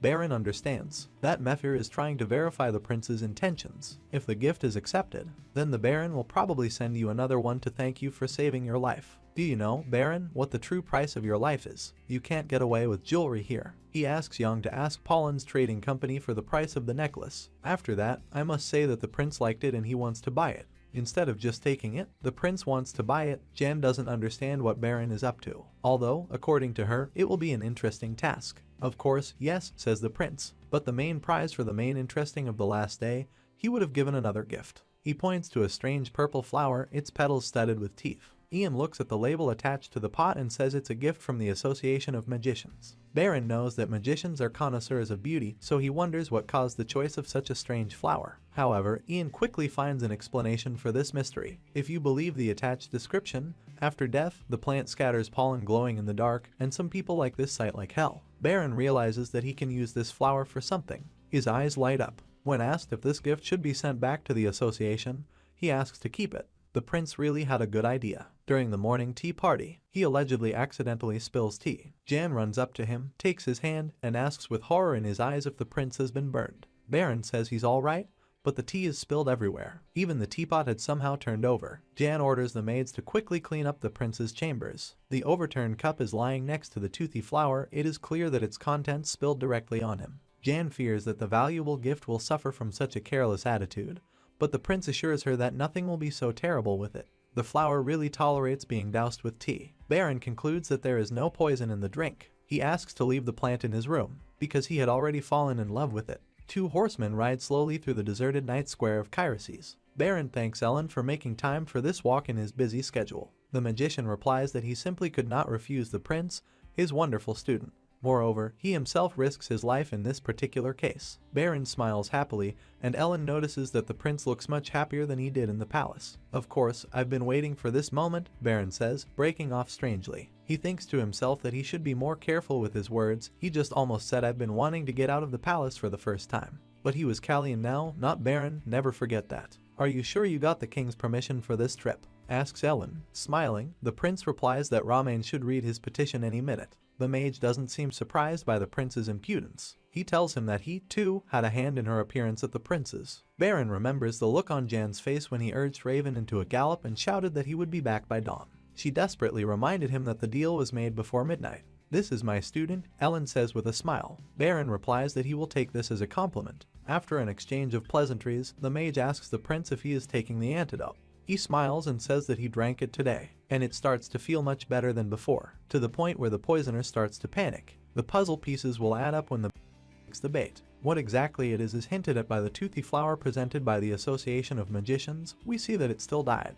Your ingenuity can only be envied. I'm starting to think you don't really need me, Ellen says, smiling. The prince replies that this is not true. He wouldn't have been able to do anything at all if it wasn't for the interesting gift that the mage sent. The riders stop. The magician says that he will leave the prince at this intersection. He thinks that he should accompany his student, but if the student feels that he should go alone, let him do as he sees fit. Baron pulls up his hood and says, grinning, I knew you'd understand. Ellen replies that there is a mysterious enclave nearby on Tainnage Street. The prince can find him there when he's done with his business. Baron replies that he will call there and wishes good luck to both himself and the magician. The characters go in different directions. The hammer lands on the anvil with a deafening clang. A muscular blacksmith is forging some kind of weapon. It becomes clear that it is a dagger. Baron's red eyes are reflected in it. The prince likes him. He will be satisfied with them until the weapons that are made according to his special order are ready. Now it remains to do the last thing. Get information. Secretia has set up a spy network all over the continent. It allows you to get information about what is happening in other countries. But spies don't just collect data. Each of these years, people are trained for many years in the most thorough way, as an elite assassin. And the people who created this network of killers are none other than Baron's father, King Debule. And Baron himself, in his previous incarnation, of course. The prince's hooded face looks tense. He leads Raven down a narrow street, following two men who seem to be friends who have gotten drunk somewhere, holding onto each other. We see a sign with a bird sitting on a branch. This is the bird shop carrier pigeon on Naranja Street. Baron knows how dangerous Secretia's hitmen can be. He trained them himself. There is another danger. Baron covers his face with a hood so that the drunken couple can't see his face. He is now a prince of Kairos. If the Secretians found out that he was near their base of operations, they'll try to take him hostage, or worse. The black hair and red eyes look too suspicious, so Baron really had better hide them from outsiders. He enters the shop, and the bell hanging over the door announces his arrival. The shop is filled with the sound of birds singing and calling, and the birds are flapping their wings loudly.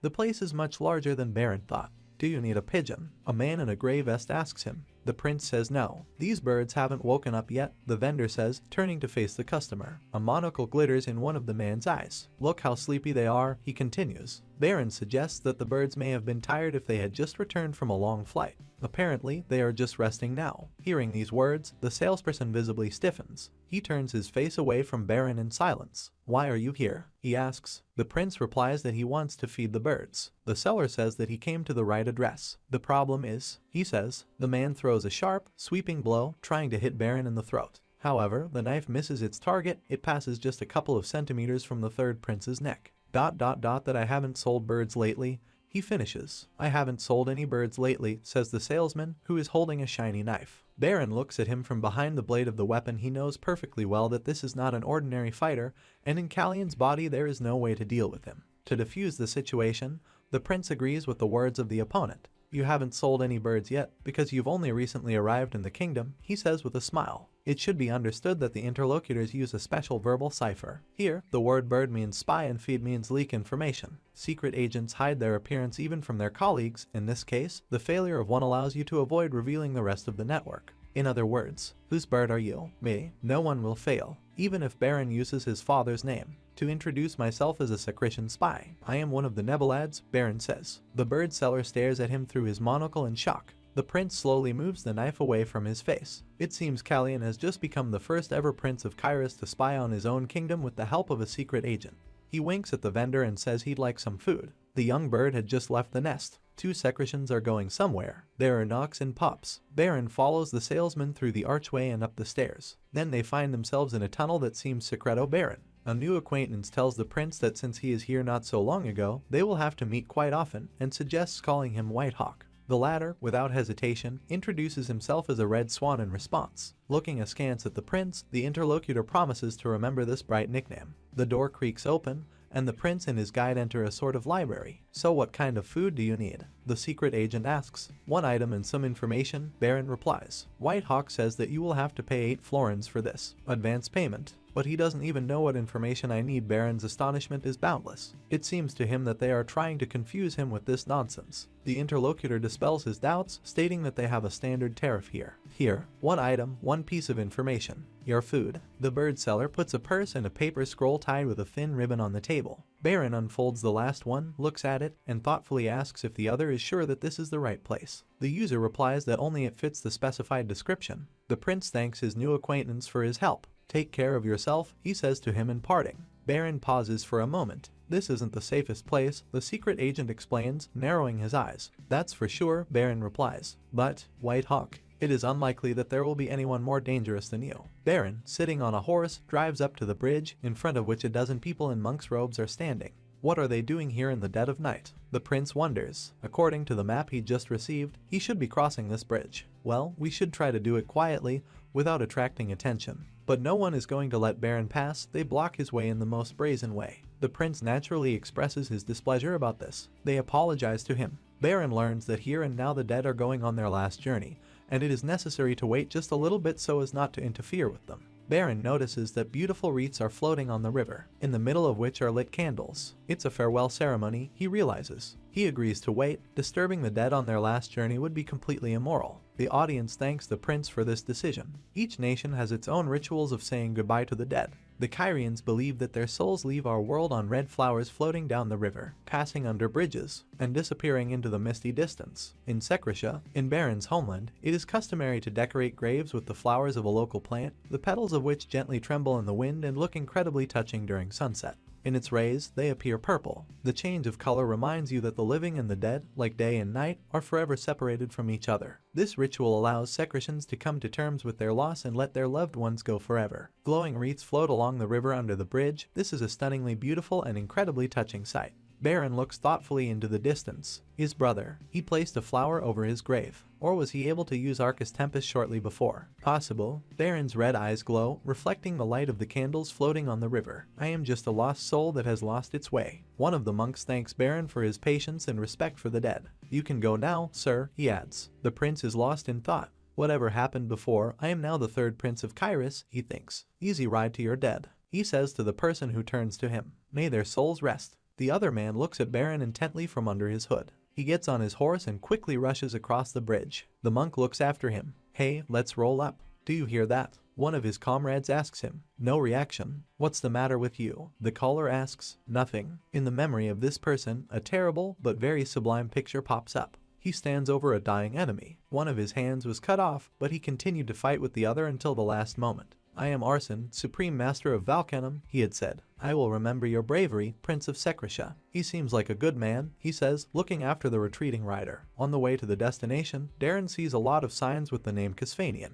Deep sleep Casfanian, rest Casfanian, food Casfanian, strong smell of Casfanian alcohol. So the information that the agents sent to Baron in his previous life was correct. Casfanian supporters are settling in the capital, Kyroses. He stands in front of a bald man with a goatee who promises to take him to an empty place. The prince refuses. He needs to go to the 4th floor of this 2-story building. Hearing this, the bald man rolls his eyes in surprise, but he agrees to take the guest there. The fastest way. They stand in front of the door, and the bald man wishes the prince a good time. Baron walks through what looks like a typical dining room. He stops in front of a coat rack nailed to the wall. On the 3rd hook in a row, he sees an object that resembles 2 pairs of butterfly wings lying on top of each other. He had received only one piece of information from White Hawk in the form of a paper scroll tied with string. It reported a place where illegal activity is concentrated in Kyroses. Baron twirls the butterfly wings, and it achieves the desired result. A piece of the wall moves to the side, opening an opening where you can enter. Information about the presence of 4 floors in a 2-story building indicates that here everything happens under and not above the ground. To be more precise, in the basements. Information that Baron is looking for, not related to card games, where money just changes hands. In the depths, at the very bottom. Baron opens the door and looks inside. There is a hall where people desperately beat each other. Illegal fist fights are held here. The audience does not hide their emotions. Heated players loudly shout, "Kill him, knock out the Yes, you dodge. Do you even know how much money I put on you? You beat like a woman. Do not think to give up. Get up, you Finally, the fight that provoked all these emotions ends. It follows the announcement that today the bloody Gerard has won again. A muscular monster, whose name has just been called, makes an inhuman roar, standing over the defeated opponent, who is unlikely to rise to his feet. Another ad, those who bet on white will receive the appropriate certificate. 2 strong men lift the losing fighter by the arms and legs and carry him out of the ring. A red trail is left behind the lifeless body. The place smelled of blood. Tell them to arrange another fight. I didn't doubt Gerard's victory. He didn't hit him enough, he should have done more. Baron feels an unbearable loathing for all these moral freaks. Hey you, in the hood. Come on, pay the entrance fee. One of the local security guards approaches Baron. Then he roughly calls a rather cute blonde, long-haired girl over and orders her to take the newcomer to number 27. The woman clutches a tray to her chest and looks at Baron in fright. She shakes her hands and points somewhere to the side. The prince understands that the girl is asking him to follow her. Is she mute?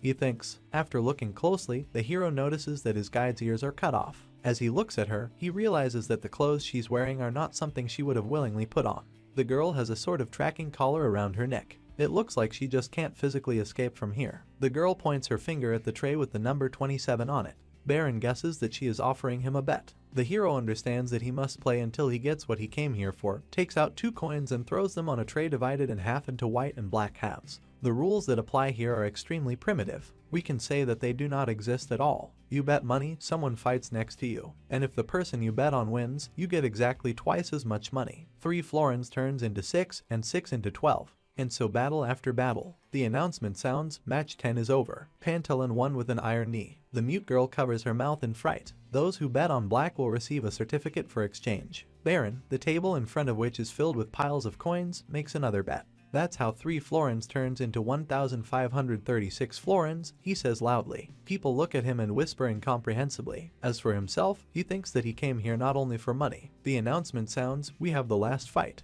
This is a special battle for which dividends are paid 4-fold. In the white corner is Sean Bloodfist, and today he is opposed by Invincible Boy. Baron screams in surprise. It's him. In his previous life, he had to earn a living by participating in fistfights. This continued until the death of his sister. We present today's candidate. The host shouts in a characteristic voice. Phrases from the past flash through Baron's mind. Kiri, do you want to become a knight? No, I want to become a sword. Your Highness's sword, don't stop. The host continues, that's Kiri. Introducing today's contender, monster-eyed Kiri. The host of this evening shouts loudly. The fighter, whose hands are shackled, looks blankly into the distance. Baron puts the entire mountain of chips he has earned on the black half of the tray. All in black. he announces loudly. The mute girl looks at him with horrified eyes, large drops of sweat running down her face. He's gone mad. He decided to bet everything he earned on this runt. The audience loudly discusses the behavior of the lucky guy, who has never been seen here before. But looking at the prince's calm face, some people start to suspect that he knows something.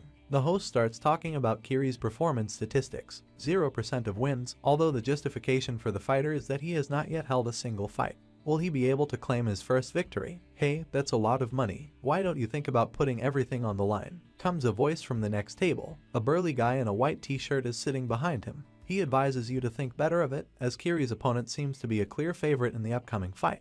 Little Kiri, according to him, hasn't won a single fight yet. Baron simply ignores the advisor. He asks the girl if she counted the chips, which he put on black. The guy at the next table doesn't let up. Anyway, don't say I didn't warn you when you lose everything you've won so hard before. Sean Bloodfist looks very formidable. It's a real mountain of muscle. The audience cheers loudly for him to get rid of Nunim. Some thugs are calling on him to kill Kiri. In general, the audience is out for blood. Kiri glances over her shoulder at Baron, whose chips are still being counted by the mute maid. The fighter can hear the comments of inveterate wagers, who are convinced that the lucky person who put all in on Kiri will lose everything they earn from minute to minute. And all because of their greed. Sean, standing in the opposite corner of the ring, also has no doubts about his easy victory. The host loudly announces that the main fight of the evening begins. The shackles in which the fighters were shackled fall to the floor. Sean, without thinking, he lunges at Kiri. He throws sweeping punches, which, fortunately, fly past the head of the debutant. Some of them break on the blocks that Kiri puts up. The Belgian, it seems, has a very difficult time. You're so slow, Sean teases as he puts his knees to work. A punch sends Kiri flying to the far end of the ring. The audience is raging, encouraging the She calls on him to kill the swam opponent. Kill him, someone shouts loudly. Baron slams his fist down on the table in anger. He's furious. Kiri doesn't seem to have much chance of fending off the beast without a sword. What are you doing, Kiri? Come on, turn it on. It's too big for you, he mentally encourages his friend. But he keeps missing shots, what only provokes the opponent. He continues to throw punches, trying to finally knock out this overly tenacious cockroach. Kiri's mouth is bleeding, and he's still taking heavy blows from his opponent. Shouting his name, Sean throws heavy punches. 1, 2nd, 3rd, impudent, the hits with both hands at once. I'll kill you, he shouts. Kiri covers her face with her hands and just puts up with it. Baron jumps up and calls loudly for his friend. Don't expose your shoulders before the blow, he demands of him. Kiri seems to have heard the advice. Before impact, shoulders. Just before the next blow hits, he lowers his shoulder, and Sean's fist flies over him. Kiri crouches down and delivers a crushing blow to the solar plexus. It's a perfect hit. Baron's face lights up with happiness. Kiri's fist pierces through his abs. Sean screams in agony, but this is only the beginning of his opponent's attack. Now it's his turn to unleash a hail of punches on the enemy. The beating begins. Kiri hits Sean in the jaw and knocks out a tooth. Bent over from fatigue, he stands over the defeated opponent. This is a pure knockout. The audience screams in disbelief. The mute maidservant, who is still at Baron's side, is shocked to the core. This picture will be remembered by everyone present for the rest of their lives. This can't be happening. The host shouts in an inhuman voice. Monstrous-eyed Kiri defeated Shona, nicknamed Bloodfist. This is his first victory in our ring. But the audience doesn't share his enthusiasm. I lost everything I have because of you. Vile die, you. The shouts that reach the fighter's ears clearly indicate how disappointed the audience is. Kiri, dropping drops of blood flowing out of his mouth, looking for the person who told him how to act in battle. But Baron hides his eyes, although he feels indescribable joy. A man comes up behind him and tells him that someone wants to see Baron. Turning around, the prince sees a large bald man standing in front of him. Follow me, he says. Hairy fingers scrape the table. Their owner informs Baron, who is sitting on the sofa, that he has a real talent. No one has ever been able to turn 3 florins into 6,000 florins in an evening. But there is something that makes this man uneasy. The hilt of a sword glitters behind the prince's back. He is not sure that he has the right to give such a large sum to a teenager. The owner of the hairy fingers turns out to be a young red-haired jock with a very impudent expression on his face. Baron smiles. I thought you were going to pretend to be trying to negotiate, he says, causing the other person to be perplexed. But you're more than you look, he continues. Flashing a gold tooth, the big guy asks why the kid sitting in front of him is so brazenly driving himself. Is there someone behind it?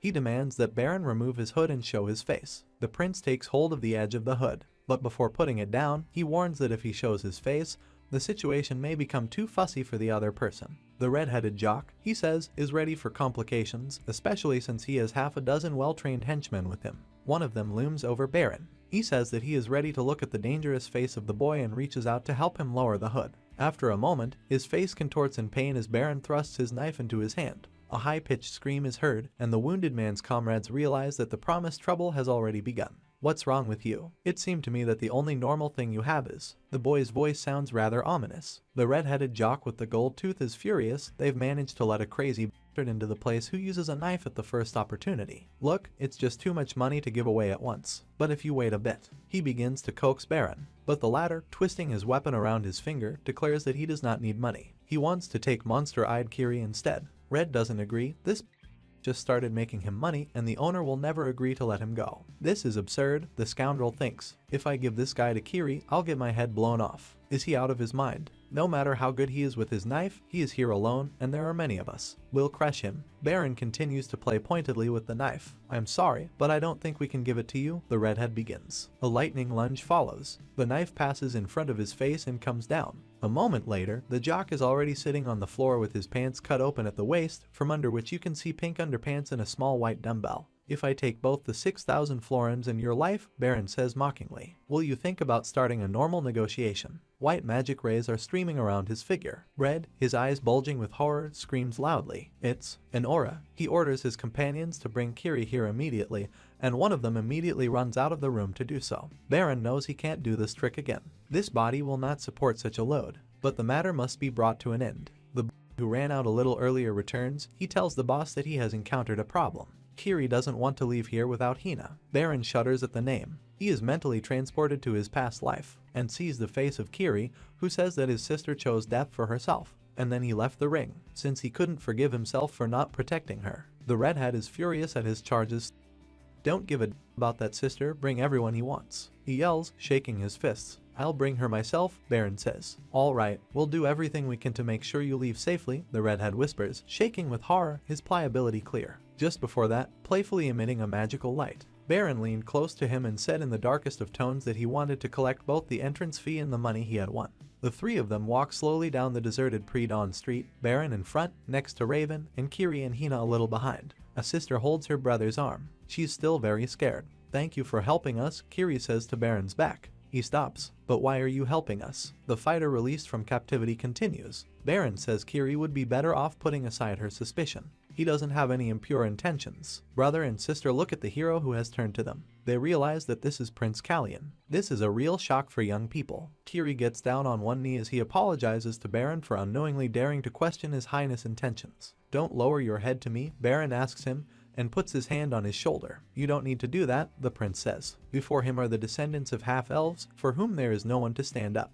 It is quite obvious how difficult it was for them in life. In a previous life, when Callion was still Baron, Kiri ended up being unable to protect his younger sister. "You have a bad habit of leaving your shoulder exposed during a fight. It is common for beginners who are just learning the art of war," Baron admonishes the young fighter. He asks if he wants to become a knight, and Kiri replies that it's not his main motive. He doesn't want to be a knight, but a sword that protects what needs to be protected. Very worthy, Baron thinks. "You can't become a knight right now," he tells Kiri, "but for now, you can serve as my shield." He hands him the sword and continues, "But if you want to learn how to use a sword, find me, Kiri." The siblings still don't understand why the prince is being so kind to them. Kiri asks him why he is so generous. The prince looks at them kindly. "Because I need a good sword." He remembers a picture from the past when Baron and Kiri were riding somewhere on a fine summer day. "Here's what I can do, Kiri, to repay you." Kairos' Tainancha Street, Association of Magicians. Ellen's office. The magician reads a newspaper article discussing how Prince Planchet insulted Freya. It also contains a story about how a magician who visited a horse show found out about it.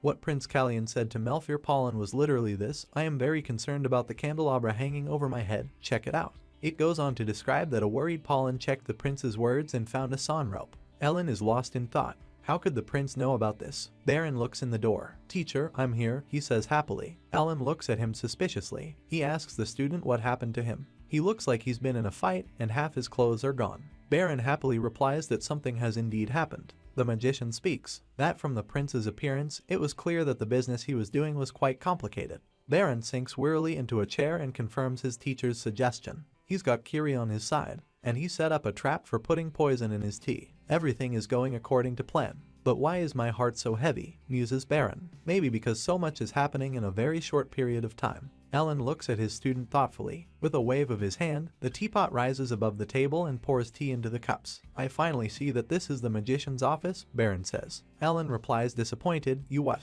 Do you want to see eyeballs in jars or potions brewing in cauldrons? Baron describes his feelings. The room looks more normal than he expected. The only thing that bothers him is the dagger, which is lying on the table without a scabbard. It doesn't fit in with the local atmosphere at all. Suddenly Baron recognizes this weapon. He was holding it in his hands, and the blade reflected his red eyes. Ellen asks what the prince thinks this dagger is doing here. I don't think it should be here, says the mage, whose hands begin to emit reddish streams of magical energy. The dagger rises into the air, and it flies straight at Baron. There's no way to avoid it anymore. The weapon is already very close. Blood sprays everywhere. Ellen crosses his arms over his chest and watches the scene unfold. Even with such a weakened body, the prince managed to draw his dagger and deflect the projectile that was flying at him, and blood came out of his mouth. Ellen explains what happened. This is a magical weapon made by Casfanian. It copies the weapon that the enemy has hidden. That is, in fact, it is something like a warning. Baron, a trickle of blood running from his mouth, considers this. Ellen didn't seem to be trying to hurt him. It was he who was impatient.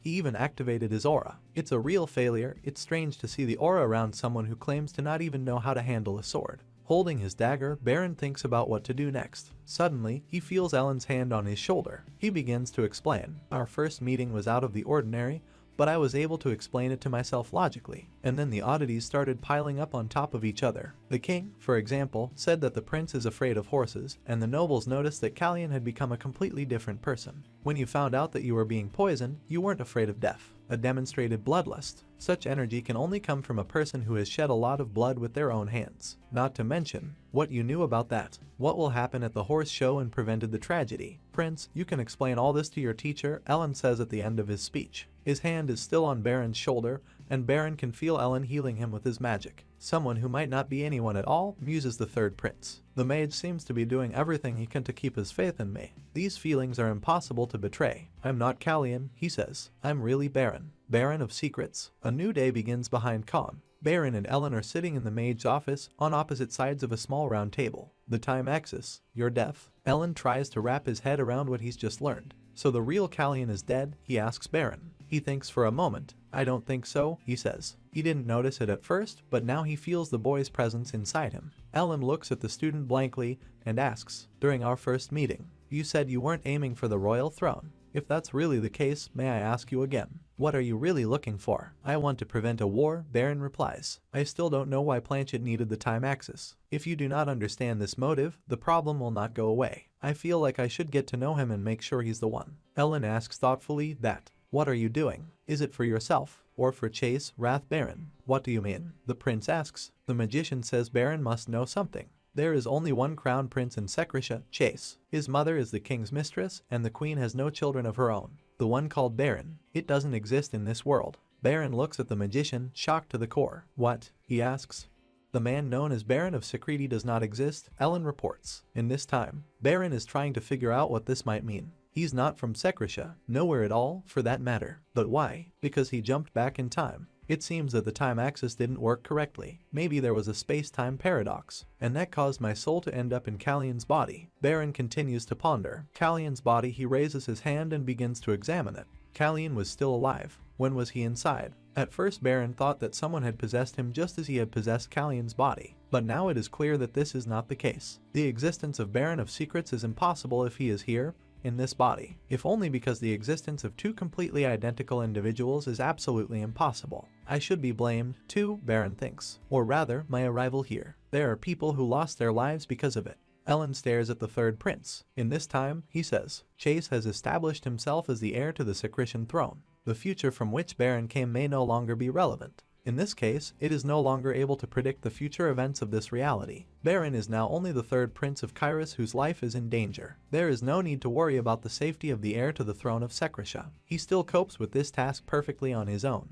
Ellen stares at Baron, who doesn't seem to be able to come to his senses. You're saying I shouldn't let the past haunt me, he says suddenly. I know exactly what's bothering you, master, but I'll tell you what. Your concerns are groundless. The day I woke up in Callian's body here in Kyrus, I vowed not to dwell on Baron's life. These words surprise Ellen. Now that everything has been revealed, the prince continues. Let me ask you, master, what about you? Can you accept the fact that I'm not the Callian the world knows? A very unexpected question, Ellen thinks to himself. but he is ready to answer it. Looking into Baron's eyes, he says, "I have only one disciple, and this completely suits me." The prince looks happily at his teacher. Baron asks Ellen if he always knew about the time axis. They're already on a city street, heading somewhere on horseback. The prince noticed that the mage wasn't too surprised to hear about this artifact from his lips for the first time. Ellen's eyes look thoughtful. He says that last year, around this time of year, Prince Chase asked him for advice on the time axis. He then, observing the utmost secrecy, went to Secretia to study the artifact. But I only realized that it wasn't created by humans. And last month, the news came that the time axis was gone. Interesting, isn't it?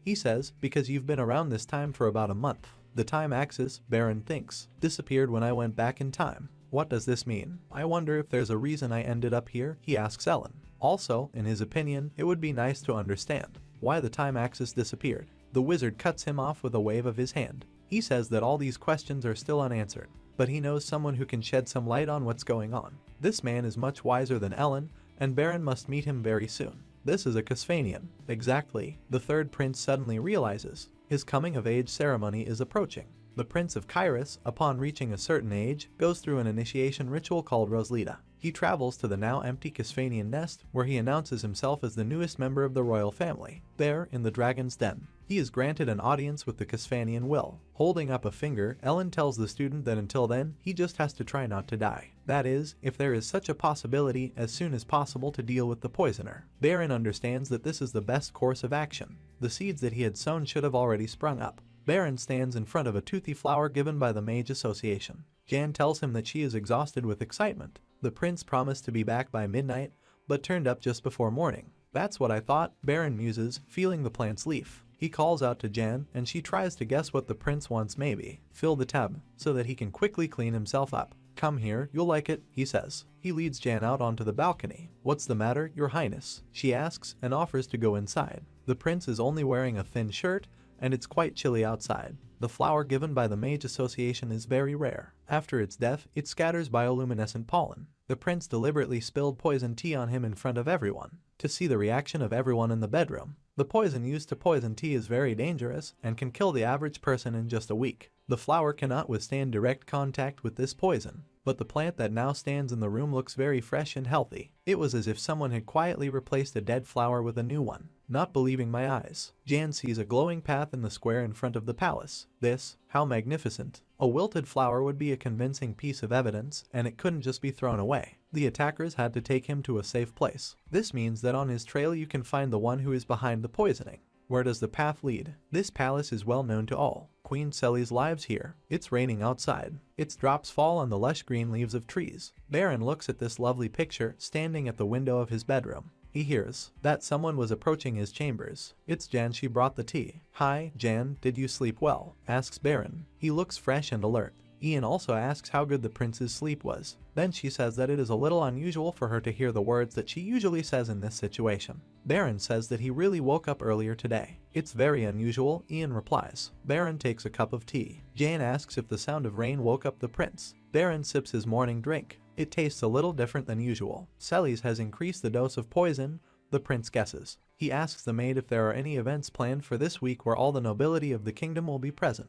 It turns out that there is one, a conference that King Ramain himself will attend next week. Thanks, Baron, raising the cup of tea to his lips. After the conference, there will be a gala dinner. This is the perfect day to stop drinking this poison tea. Well, Selly's, an interesting surprise awaits you. In Baron's palm is a round pill. He brings it to his mouth and immediately swallows it. Ian takes the empty teacup from him and asks him what kind of balloons he's been swallowing for the past few days. Baron says they are vitamins he is supposedly trying to get rid of the weakness that he has been feeling lately. While tying up the pill bag, Baron says that he wouldn't mind going to breakfast earlier than usual. Ian promises to help him do this. Ian is holding a tray with the prince's empty cup. She examines it carefully. Something's wrong with the dream, all this. After the incident that occurred at the festive horse show, Planchet stopped coming to breakfast with his brothers. This is even better for me, Baron thinks as he brings the food to his mouth. It would be very troublesome if the second prince ruined what he had planned. The roses will be blooming soon, he says to Prince Randall, who is holding a glass of some red drink in his hand.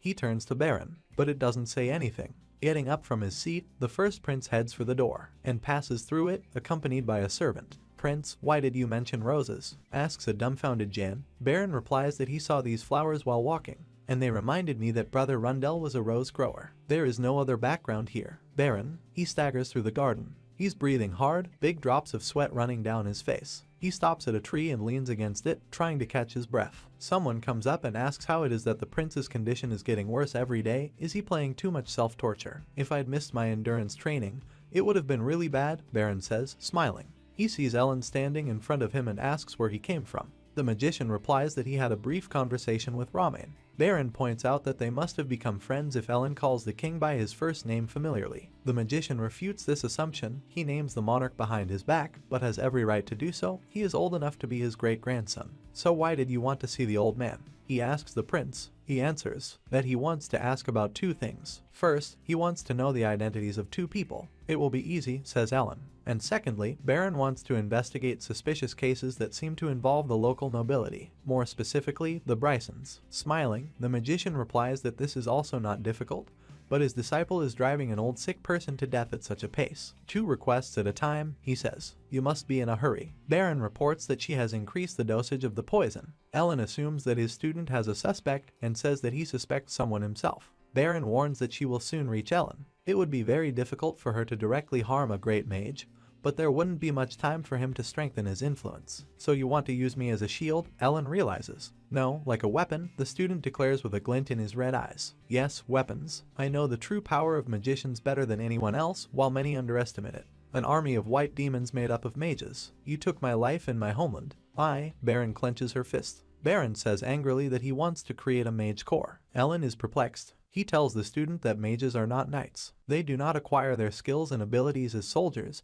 that is, not through regular training. Let's just imagine, says the prince, that it's still possible. He recounts what happened in his previous life. When Ramen announced that he would create a mage corps, everyone was skeptical about this idea, including the Brysons. It seemed to them that this was nonsense, unworthy of attention, and thanks to this, Ramen was able to calmly do what he wanted. He completed his plan. But, after the mage corps was formed in the required form, the king died. Under very suspicious circumstances, the Magus Corps became subordinate to Planchet, who ascended the throne. The result of all this, Ellen sees now with his own eyes. But this time it won't be easy, Baron continues. Because the Bryson family will soon lose all influence, he thinks to himself. So he says aloud, want to use Cellie's poison tea as an argument in negotiations. Ellen asks in disbelief. He asks Byrne to tell him exactly what he's up to, but he just smiles slyly. It's a secret, he says, but I can only hint that it will happen very soon. Ellen grabs his head and ironically thanks the student for making this clear. Baron advises him to ask Ramen's opinion, who apparently has a lot of thoughts on this matter. We must, Baron says, rubbing his elbow, use the mistake Cellie's made, and succeed in negotiations. As you ordered, we have increased the dose, Byrne's maid informs Queen Cellie's. She slams her fist on the armrest of the chair and angrily says that you need to do everything right. She is very concerned about the news of the last few days. Will something even more unpleasant happen because of the maid? Cellie's asks her. She promises to do everything exactly as she is ordered. But only another reproach is awarded from the queen. Someone approaches the gorgeous arch structure where this conversation is taking place. The one who should worry about everything the most doesn't do anything, so I have to suffer like this. Koroleova continues to complain about her fate. Finally, Cellie's notices someone approaching them. This is Planchet, who, as usual, could not properly button up his smart white shirt. That's exactly what I wanted to say, he says loudly. He must have heard the last part of the queen's conversation with the maid. No, Planchet, it's not up to you, who can't do anything, to decide, Cellie's says, sitting at a table with a full cup of tea on it.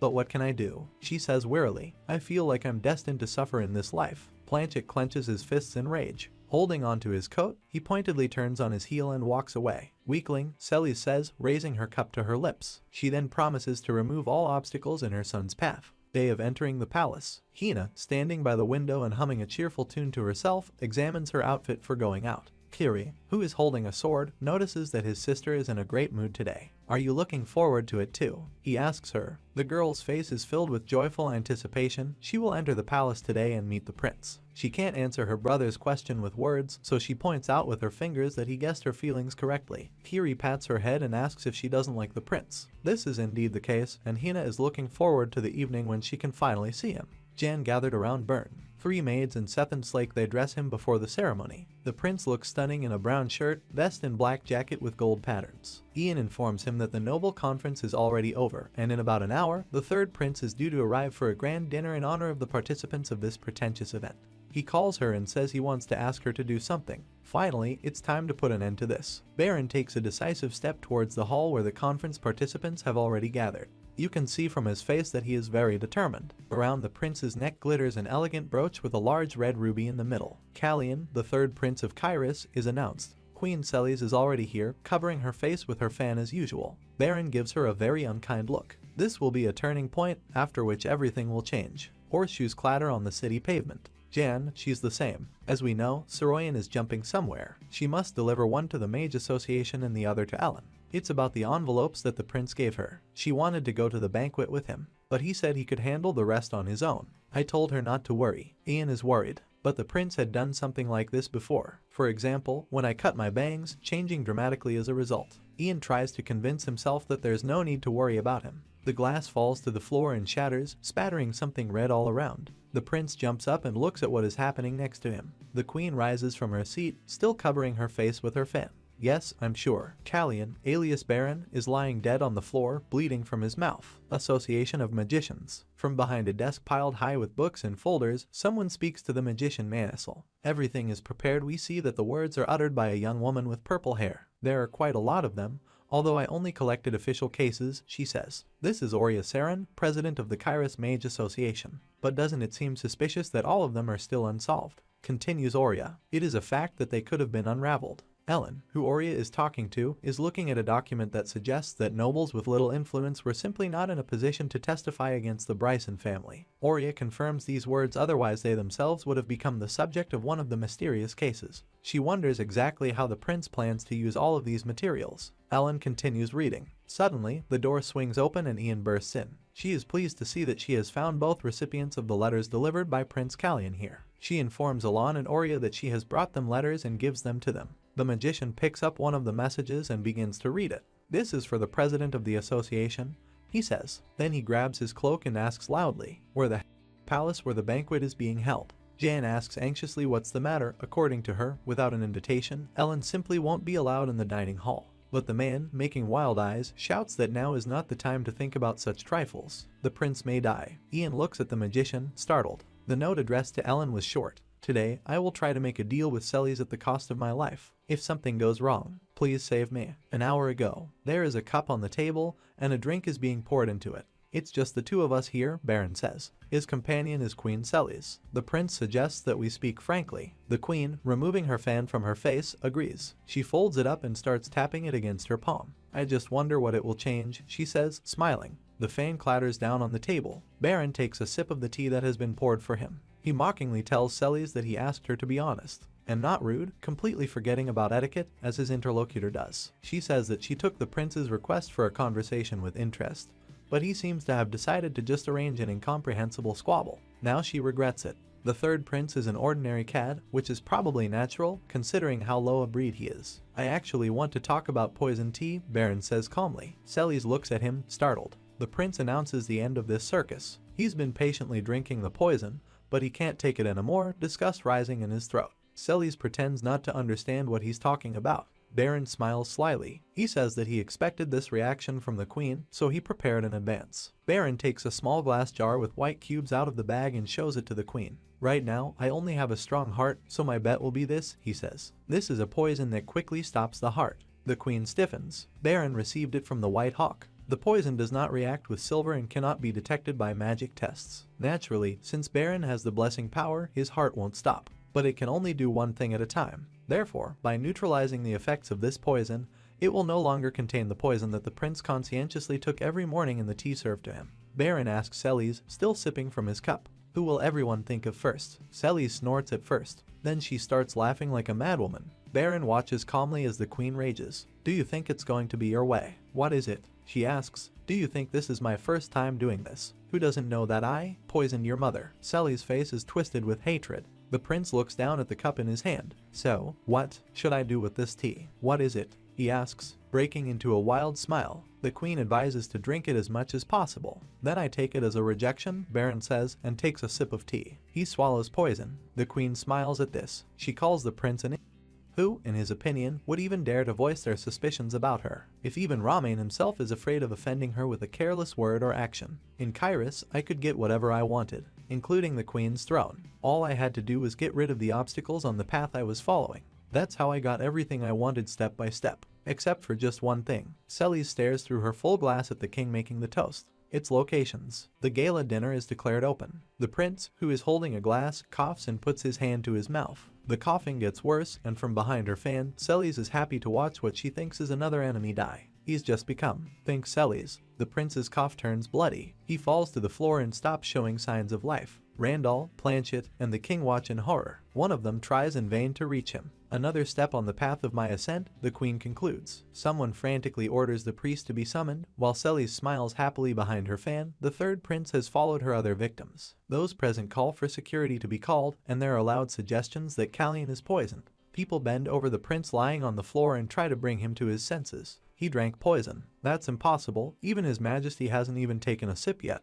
Does that mean he was poisoned before this dinner? Both those present and the guards are trying to determine on the spot what happened to Prince Callian. Questions begin to be raised about who the young man was with before the event. SHH. If you value your life. So, Prince. What a mess. Keep track of the words. People, some of whom know who the prince was with, whisper to each other, occasionally glancing at Celes standing in the middle of the hall. The queen may be pleased. Look at this, she thinks. None of them accused me. This is a complete triumph, once again. The king, coming out of a brief stupor, runs up to his son, loudly shouting his name. He sits down next to him on the floor, lifts him up and hugs him. Having ordered the priest to be called, he asks the prince not to come to his senses. He responds to this request and calls his father in a barely audible voice. The king is shaken to the core. This is an exact repeat of the death of the prince's mother. She, too, died in his arms, speaking his name almost inaudibly. She also begged them to protect their son. Just like Callian's now, blood was oozing out of her mouth. Father, says Callian again. The feelings that the king is currently experiencing cannot be described in words. Suddenly, he hears the queen's words. I can't believe this accident could have happened in the palace. I don't feel well, I can't stay here any longer. I'll go back to my home in Hija. Ramen, clutching the prince to him, angrily says through his teeth, so you decided to kill my son too. He shouts loudly as the queen walks away, ordering her to stop. Those present are instantly alarmed. It seems that something fateful is happening before their eyes for the kingdom. Celes turns around, waiting for her husband to tell her. People, meanwhile, are discussing the words he has already spoken. Yes, the two of them had come to the dining hall first, so she had already wanted to poison him back then. I think she really did it. Celes nervously clutches a folded fan. I have no idea what you're talking about, she says defensively. Callian, that boy, I've heard that he was always sickly. You said exactly the same thing, Ramen replies, not hiding his rage, when Freya was dying. But then you gathered all the Bryson Knights. Even your face is exactly the same now as it was back then. Ramen, says Celes, even if you act like this, you shouldn't suspect me. The guy really wasn't healthy. No one will agree with your words. I remember now. The other princes met him every morning for breakfast. They need to know how bad Callian's health was. The queen offers to ask them, since both of them are standing next to each other. Ramen tries to stop this fiery speech, but Celia does not let up. I'm acting like this because I'm worried. You've caused a panic, and because of that, Callian's, our son's, health could get even worse. How dare you call him our son, shouts Ramen angrily. Planchet, who was silent before, decides to intervene in the squabble. When the queen sees that he is about to speak, she glares at him unkindly. The second prince, to her shock, declares that Callian was fine. Planchet never felt that his younger brother had any health problems. He even told him and Rundle not to worry about him. Angrily grinning behind her fan, the queen hisses at her son Piel. A priest in a white robe appears in the hall. He runs up to the prince and the king holding him in his arms. Celes angrily announces that he is returning to his palace. The king orders the priest to take care of the prince as soon as possible, using his divine power. But the other hand begins to act. Around the lifeless prince appears the already familiar reddish sphere, which literally repels the king and the priest. Startled, they turn their eyes to the source of this energy. This is Yahello. You will kill him. He screams desperately. Why? You're going to kill him, yells Ellen as he bursts into the dining hall. Sir Manassel, what are you doing here? The king asks, leaning over his son. The magician replies that Callian needs urgent treatment, but he has a circle on his heart. If this circle interacts with the sacred power, even in the best case scenario, his heart will explode. Then what do we? Ramen wants to ask something, but he stops when he hears his son's terrible cough. The prince is clutching at his throat, blood pouring from his mouth. But then it still asks, but what should we do if the sacred power doesn't work? Maybe magic can help. No, magic is powerless. We need a healer who has the power of nature, Ellen replies. Come up with something faster. The king asks, can't you see that he's in pain? Ellen suddenly remembers something. His son's hand reaches out to him. On the floor is a bottle that spilled something red on the floor. A guy is kneeling in front of Ellen, blood pouring from his mouth, asking what's going on with him. This is so similar to what the magician is currently seeing in front of him. He lays Baron's head on his lap. The boy presses his hand to his cheek and calls his name in a barely audible voice. "Teacher, why?" thinks Ellen. "You have that look on your face. I never thought so, that I'll have to use this spell again." The magician remembers doing what he is talking about for the first time. He leaned over his son, wept, and cast a spell, after which powerful streams of magical energy enveloped the two of them. "This magic will take away your pain." The magician casts a spell. Evening, lanterns are lit, people are walking and carriages are going through the streets of Kairos. Suddenly, flyers begin to fall on their heads. They are similar to handwritten ones, but there are a lot of them. People pick up these pages and read them. The moans that come to us from the graves. They are crying out for retribution for the Bryson family butchers who have 37 human lives on their conscience. The Brysons who sowed the wind reaped the storm. People who had heard that the queen had tried to poison Prince Callion, and who remembered the grim rumors about the family, took to the streets, with torches ready to burn and kill. This is a real riot. Shouts and isolated phrases can be heard from the crowd. "Marquis Bryson, are these rumors true? You killed my father. We'd better disown the Brysons now, or they'll kill us too." The king himself said that the queen is a poisoner. Who would have thought that Celes was a vile killer? Celes is not a queen. Banish Queen Celes. Prince Callion said that for the foundation of the Mage Corps, we should create a situation where Celes is forced to cling to the very end of the rope, Ellen says thoughtfully. He is alone with the king, who is holding some papers in his hand. Ramain himself wanted to create a Mage Corps. Did Callion have the same plans as I did? The king thinks. Not bad for a kid. The Mage Association, says Celes. How could she have prepared all this? The third prince, who is sitting across from her, replies that he has no idea what she means. He, by the way, had to leave for a long time after their last meeting. The queen, covering her evil grin with her fan, thinks that the prince looks very good, even though he was on the verge of life and death for about a week. Baron confirms this information by saying that he almost went to the other world, so he will not be able to talk to the queen for long. If she had nothing more to say, he would go to rest. The queen replies that she can offer a one-on-one exchange. This was relevant a week ago, Baron informs her, but a lot of water has flowed since then. But he would love to hear what she was willing to sacrifice. Celes decides to tell her about her original proposal. If the prince declares that the materials incriminating her are not true, she will not interfere with the implementation of his plans. Baron snorts contemptuously, then he bursts out laughing. He says Celes doesn't seem to understand something. You don't need permission from the queen, so she has to offer something different. Celes is lost in thought. "Tell me what you want," she finally says. Baron grins. He wants a lot of things. How can the clash of swords be so loud in a land ruled by the Casfanian heirs? Disband the Knights of Pable Corps, he says. This, in his opinion, will knock out the support from under the feet of the Brysons. The queen screams with indignation. This corps was given to the queen by the Marquis of Brisson and serves as a counterweight to the king's guards. To lose it is to lose at least half of the power in the palace. Baron repeats his conditions clearly and clearly. Disband the Pable Corps, the foundation of the Mage Corps. He doesn't agree to anything less. Celes glares at the prince, not hiding her anger, but she has nowhere to go. Baron calls Jan over. She presents the queen with a piece of paper. This is a vow that contains the seal of an oath. Celes reads the text of the document, and its meaning slowly dawns on her. Wait a minute, what is the seal of the oath? Stop it, she screams. This is the magic that burns the contents of the contract into the hearts of the signatories. And if someone breaks their vow, their heart will break. With a fatal outcome, of course. Celes looks at her torturer, filled with rage and shedding large tears. Queen Celes visited the third prince as soon as he woke up, says someone on Randalu's side. The prince nervously cuts a scarlet flower. He kneels down in front of the flower, holding an elaborate pair of scissors. Looking at the cut rose, he thinks. Very strange things are happening around him. Callion glanced at Randall before collapsing to the floor. Their eyes met. The roses will soon bloom, the first prince recalls his younger brother saying. It seems that he planned to involve him in the game from the very beginning. Randall was still wondering why the roses should bloom, so he decided to help him, to do what he was hinting at. To say that his health was fine, but Planchet beat him to it. Randall cuts another full-blown rose. Something is definitely changing. Oath seal. Celes shouts in fright. Yes, Baron tells her, it is magic that burns the contents of the contract into the hearts of the signatories. And if someone breaks their vow, their heart will break. Rage seethes inside the queen. The prince mockingly says that the seal is necessary, as the trust in their relationship has yet to grow stronger. What are you going to do? She asks, not looking up from the table where the text of the newly signed contract is lying. This is the worst day of her life. She takes the pen to sign the paper from Jan with a contemptuous gesture. Celes signs the contract. Streams of magical energy rise from the pen. The queen's pretty face is disfigured with rage. She looks like some terrible monster. Celes raises her hand, which continues to glow brightly, and looks at this stunning special effect in disbelief. Baron praises the queen. Now from the heart are sealed with a vow. The contract is signed. The feather falls to the floor. And one more thing, says the prince after the departing queen. That day, Planchet didn't do it for me. If you'd just said something else, the king would have cut off your head right there. Celes remembers what Planchet looked like then. She pauses for a second.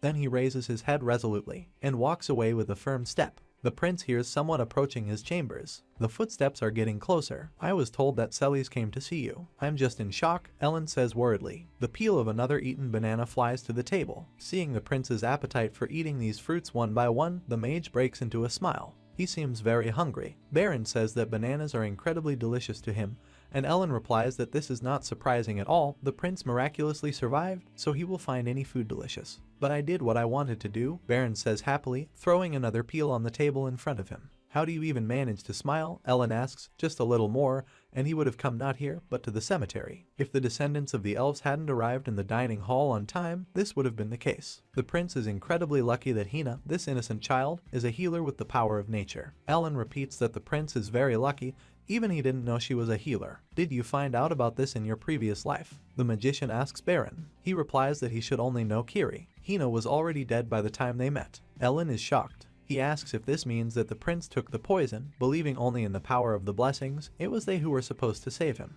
By claiming that you were tired of poison tea, the magician continues, you forced the queen to resort to another, more powerful poison. You've been drinking it for a whole week, without any countermeasures. What should I do in the future? Ellen is really angry, but Baron laughs merrily. He apologizes and hands him a banana. Ellen indignantly refuses and abruptly puts some papers in the prince's hand. These are the identity cards of the two young men you asked for, he says. Baron examines the documents with great excitement. He has already forgotten about his request, but asks the magician if it was difficult for him to fake them. Unexpectedly, he draws attention to the names of his wards Hina Baron, Kiri Baron. Ellen understands the reason for his surprise and declares that the documents needed a surname, so he indicated as such the name that the prince wore in his previous life. If only because Baron, in his opinion, deliberately found them in this reality and brought them closer to him. The hero continues to look at the papers. He sincerely thanks the magician for the service rendered. He notices that these are not fakes, but real identity cards. It states that the siblings are commoners born in Kairos. He asks the magician how he managed to straighten out such reliable papers, and the magician replies that it was not he who did it,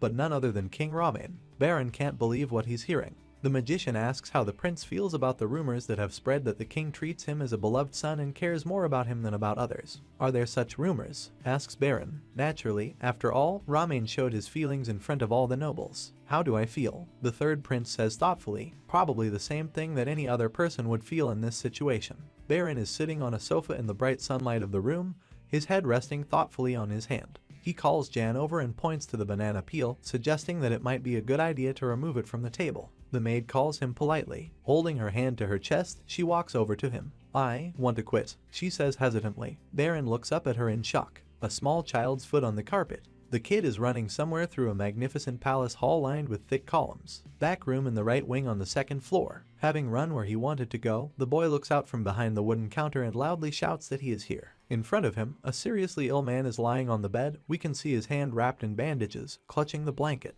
Hello, brother, the boy shouts happily. Hi, Soroyan, the brother replies to the baby, sitting down on his bed for this purpose. Did you hear the cicadas calling this morning? The kid asks his brother happily. Cicadas? Yes. When summer starts, those nasty black bugs start yelling like crazy, the bedridden man says grimly. The boy looks at the world with much more optimism. He says that cicadas have very strange wings, but they most likely make loud sounds inside themselves, with their stomachs. He suggests catching one of these insects tomorrow morning and bringing it here. My brother, who is wrapped in bandages from head to toe, says that he shouldn't do this. He doesn't like cicadas, they seem terrible to him. It would be better if the boy played the violin for him. His condition continues to worsen. The boy hears a snippet of conversation. I've heard that Sir Mayassel's son is quite good at medicine. The source tells his father. What do you think about? He said he was busy with something else. How can I ask him to do that? Snippets of phrases. Reaching the boy, very disturbing. But, sir, it really hurts me too, but there must be another way. I didn't know at the time. What about the phrase someone who can't have and something they can't have? Soroyan. The brother calls the boy. Don't look away, look right into my eyes. Understand, I'm dying. They can have such a terrible meaning. The palace where the boy's brother is staying is ablaze. Wokrug and inside it, loud screams are heard. We must run. Take Soroyan and get him out of here. The fire is burning fast. That's how my brother, the day before he came of age, decided to put himself and everyone else out of their misery. After that day, summer passed and autumn came. It was replaced by winter, and then the cicadas started calling again in the garden. I was closing in on myself more and more. My father, who couldn't bear to watch me suffer anymore, took me out of the room I was always trying to lock myself in. Soroyan is sitting in his father's arms, his head resting on Togo's shoulder. What kind of boy is this? He asked suddenly. This is the third prince of our kingdom. The boy Soroyan noticed is sitting on the steps in front of the palace, his head bowed and his hands in grief. Red-eyed Kalyan is incredibly sad. Soroyan sees that the prince's heart is very heavy. I want to quit, Jan says timidly, looking at Baron. He looks up at her in shock. No, wait, what are you talking about? He asks. Jan, sobbing loudly, begins to tell the story. She was the person closest to the prince, but I didn't understand what was going on. Not only that, it was she who brought the poison tea to Kalyan every morning. The prince looks at his maid in surprise, and all because, Ian continues, she ignored everything that should have alarmed her. At that moment, when his life was in grave danger, she couldn't be there to help. He could have died, and she wouldn't even know why. Soroyan sees the face of his dead brother. Understand, I'm dying, he says, as if from the afterlife, and reaches for Soroyan with both hands. Jan, look at me quickly, the prince snaps out of these terrible memories. His face looks very menacing. Jan stares at him, eyes full of misery, tears streaming down her cheeks. The prince invites her to answer the question of who is standing in front of her right now. I can tell by the look in his eyes that he's waiting for an answer. Prince Kalyan, says Jan. Now listen, Baron shouts, taking care of me. With a hand on the maid's chest. I'm not going to die. Since the first time I opened my eyes here, you were there for me. And only thanks to you, I held out until this very moment. I survived because you took care of me. And whatever it is, I'm sure you'll continue to protect me. Is that so? The prince asks, putting his hands on Jan's shoulders. You're sobbing desperately, sobbing all over the place. Unexpectedly for Baron, she falls to her knees. Stop it now and get back on your feet, the prince shouts. Soroyan thinks, I don't think I can go back. The prince reaches out to help me to my feet.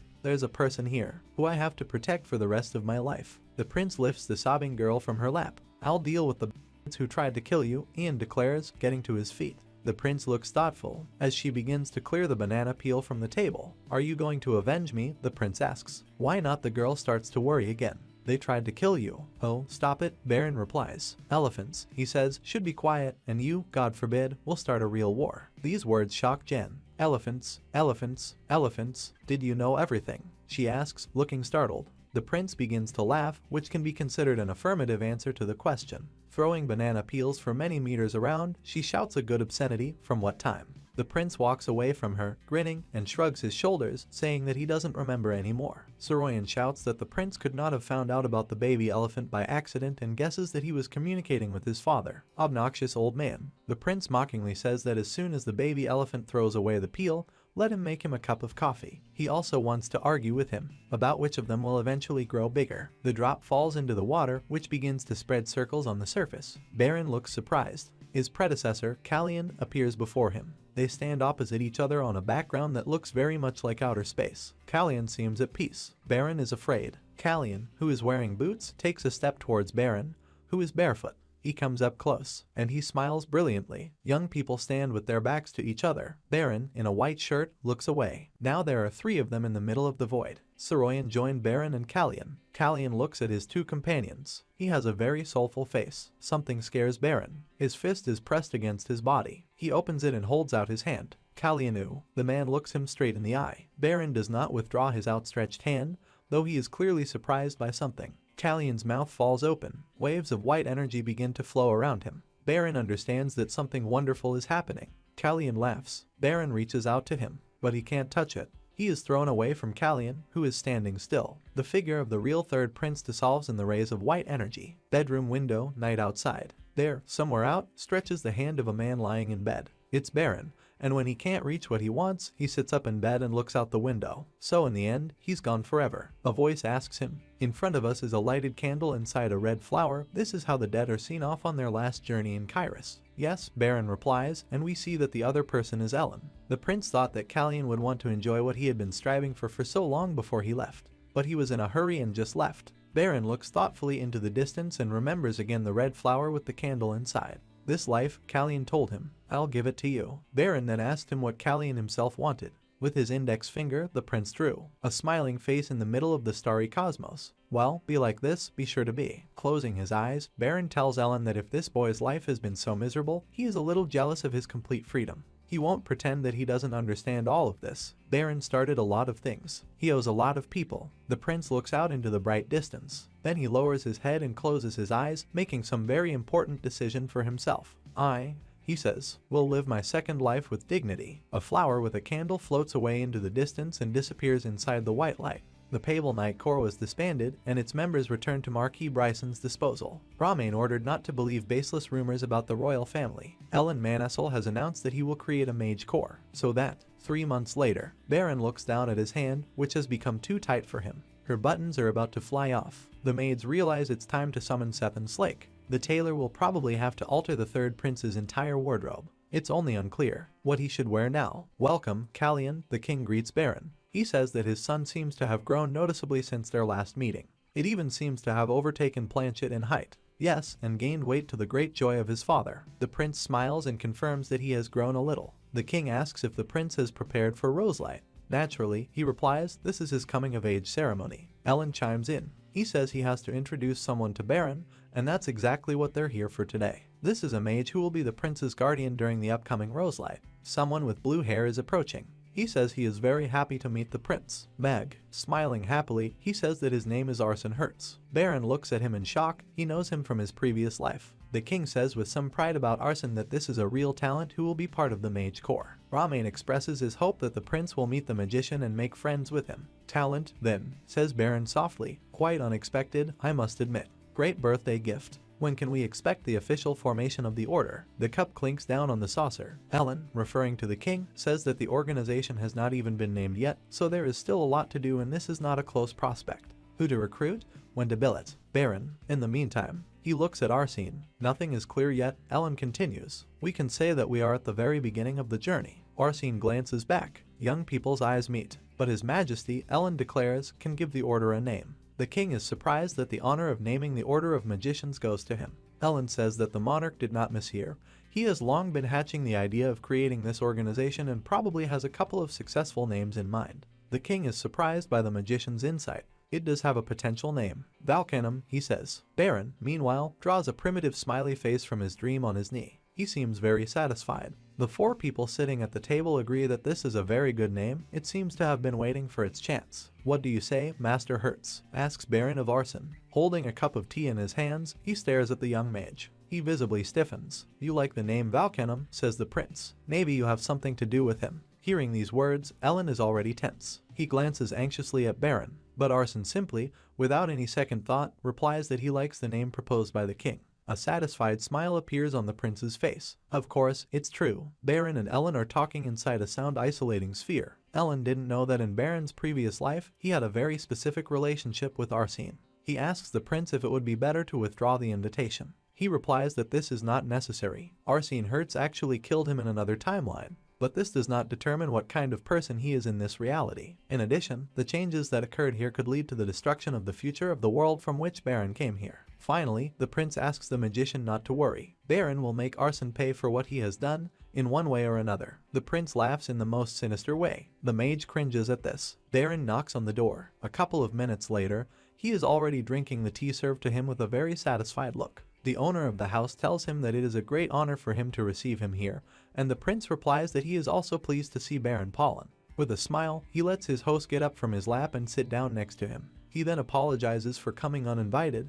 It's a hectic time right now, and he hopes for the Baron's understanding. Pollen rises, bows, and declares that he and all his household are at the prince's complete disposal. He knows that Callian has always kept aloof from the intrigues of the royal court, and by visiting the Baron in secret, he may want to protect him from unnecessary attention. But why did he come? There are no secrets here. The prince openly declares that Pollen owes him his life, and he wants to know what his guild does. This is exactly what the Baron was afraid of. He can't seem to swallow the lump in his throat. Not so long ago, the guild got its hands on the diamond mines. She also began to supply horses and other goods to the royal stables. But Callian must be interested in something else. The Baron clenches his fists in exertion. We're not doing anything right now, Your Highness, Pollen says. The prince grins. He tells the Baron that he is the head of a merchant guild, which means that his managerial skills can be applied to several businesses at once. He agrees, but only if there is a sufficient amount of labor and money. Baron says that both are available. In addition, he continues, I would like to mention the Bryson house. Holland looks at the prince in disbelief. You're not going to be a part of it, are you? He asks. The two men look at each other blankly. Baron realizes that he has misled the Baron and begins to laugh. He apologizes for not being very clear. Of course, the prince will be involved in the case and in the most active way. The Baron sighs with relief. He repeats that with enough manpower and funding, he can create a very successful enterprise. And House Bryson will no doubt follow the course set by Prince Callian at the helm. Baron informs the Baron that a circle of wizards is being created in the kingdom.